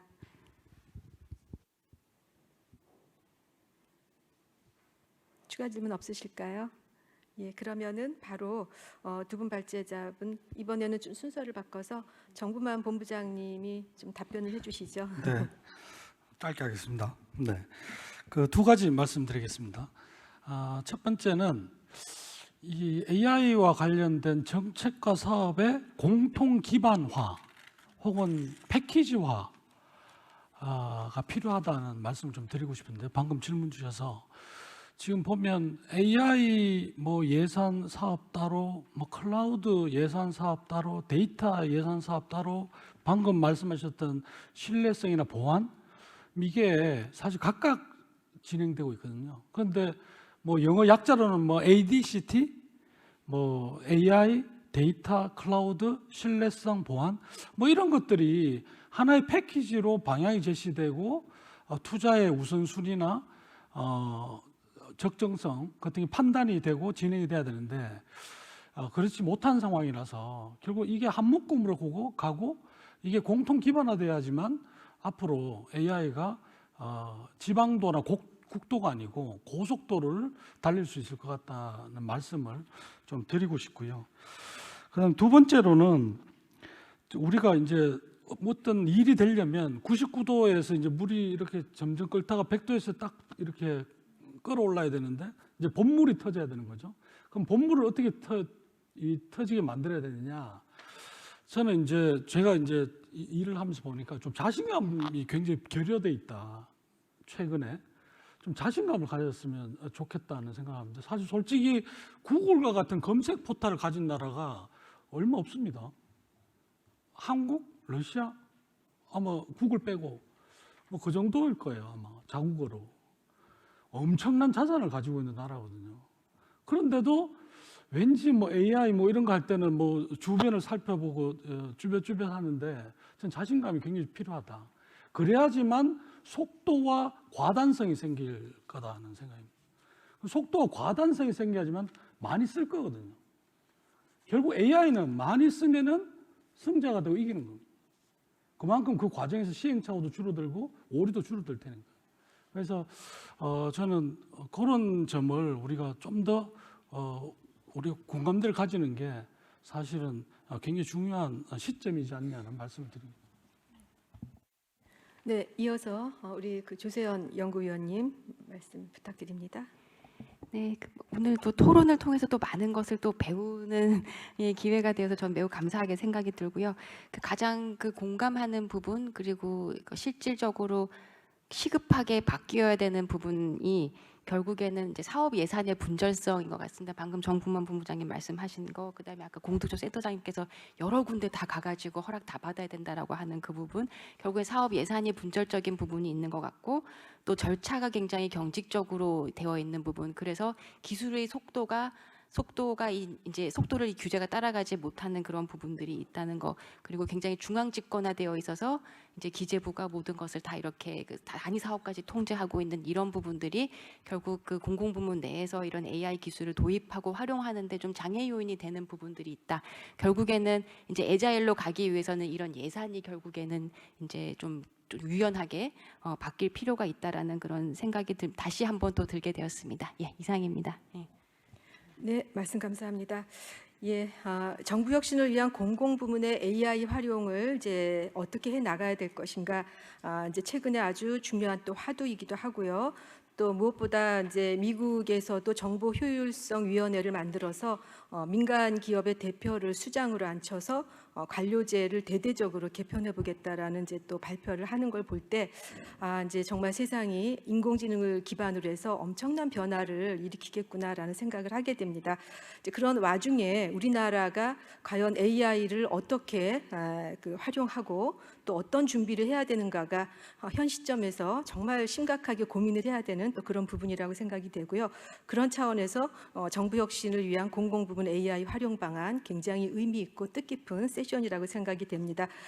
전자정부를 넘어서서 디지털 정부 또 디지털 플랫폼 정부까지 오면서 우리나라가 어떤 면에서 굉장히 강한 면을 갖고 있을까, 특히 인공지능을 활용했을 때 무엇을 가장 잘할 수 있을 것인가라고 생각할 때 미국은 당연히 시장을 확보하고 또 시장을 리드하는 주도자 역할을 하고 있고, 또 유럽은 이제 다양한 법제도를 만들어서 이제 규제와 관련된 또 다른 어떤 하나의 영역을 구축하고 있는 걸로 보입니다. 중국은 당연히 기술 중심으로 해서 또 교두보 역할을 하고 있고, 근데 가만히 생각해 보면 우리 대한민국은 공공 부문의 서비스만큼은 정말 세계 어느 나라와 비교해도 뒤처지지 없이 촘촘하게 설계된 것이 가장 강점 아닌가 이렇게 생각이 됩니다. 그랬을 때 인공지능을 공공부문에 활용을 한다라고 했을 때 세계 어느 나라하고 견주어 봤을 때도 비교가 안 될 만큼의 최상위의 공공 서비스를 또 만들어낼 수 있지 않을까. 가장 잘하는 부분을 가장 주도해서 선점할 때 그 부분이 또 블루오션으로 나갈 수 있지 않을까라는 생각을 한편으로는 또 해보게 됩니다. 그래서 이 공공 부문의 AI를 활용하기 위한 굉장히 많은 그 다각적인 시각에서의 어떤 그 쟁점들을 말씀해 주셨고요. 그런 부분들이 하나씩 녹아 들어가면서 또 새로운 방향성을 제시해 나갈 수 있지 않을까 이렇게 생각을 합니다. 두 분의 발제자 아주 의미 있는 내용 굉장히 잘 들었고요. 감사하게 생각을 합니다. 또 5분의 토론 각각의 역할을 중심으로 해서 중요한 점들을 또 제시를 해주셨다고 생각이 됩니다. 다만 시간이 짧아서 더 많이 말씀을 해주시고 싶은데도 불구하고 이제 중단을 하게 돼서 너무 죄송하고요. 다음번에 또 새로운 기회가 생기면은 조금 더 많은 이야기를 나눌 수 있는 기회가 또 한 번 더 주어지기를 바랍니다. 예, 이런 좋은 귀한 세션 만들어주신 행정연구원 또 행정안전부 다시 한번 감사의 말씀을 드립니다. 이것으로 2024년 제6차 정부혁신 미래전략 포럼 정부혁신을 위한 공공부문 AI 활용 방안에 대한 세션 모두 마치도록 하겠습니다. 감사합니다. 발표와 토론을 함께 해주신 발표자분들과 토론자분들께 모두 큰 박수 부탁드립니다. 이제 오늘의 포럼을 마무리할 시간입니다. 오늘의 포럼의 논의가 공공부문 AI 도입과 활용의 중요한 출발점이 되기를 기대합니다. 특히 이번 포럼은 2024년을 마무리하는 마지막 정부혁신 포럼이었기에 더욱 뜻깊었습니다. 바쁘신 와중에도 참석해 주신 모든 분들께 진심으로 감사드리며 내년에도 더 발전된 논의와 혁신적인 아이디어로 다시 뵐 수 있기를 기대하겠습니다. 일교차가 많이 큰 계절입니다. 감기 조심하시고 모두 안전하게 귀가하시기 바랍니다. 감사합니다.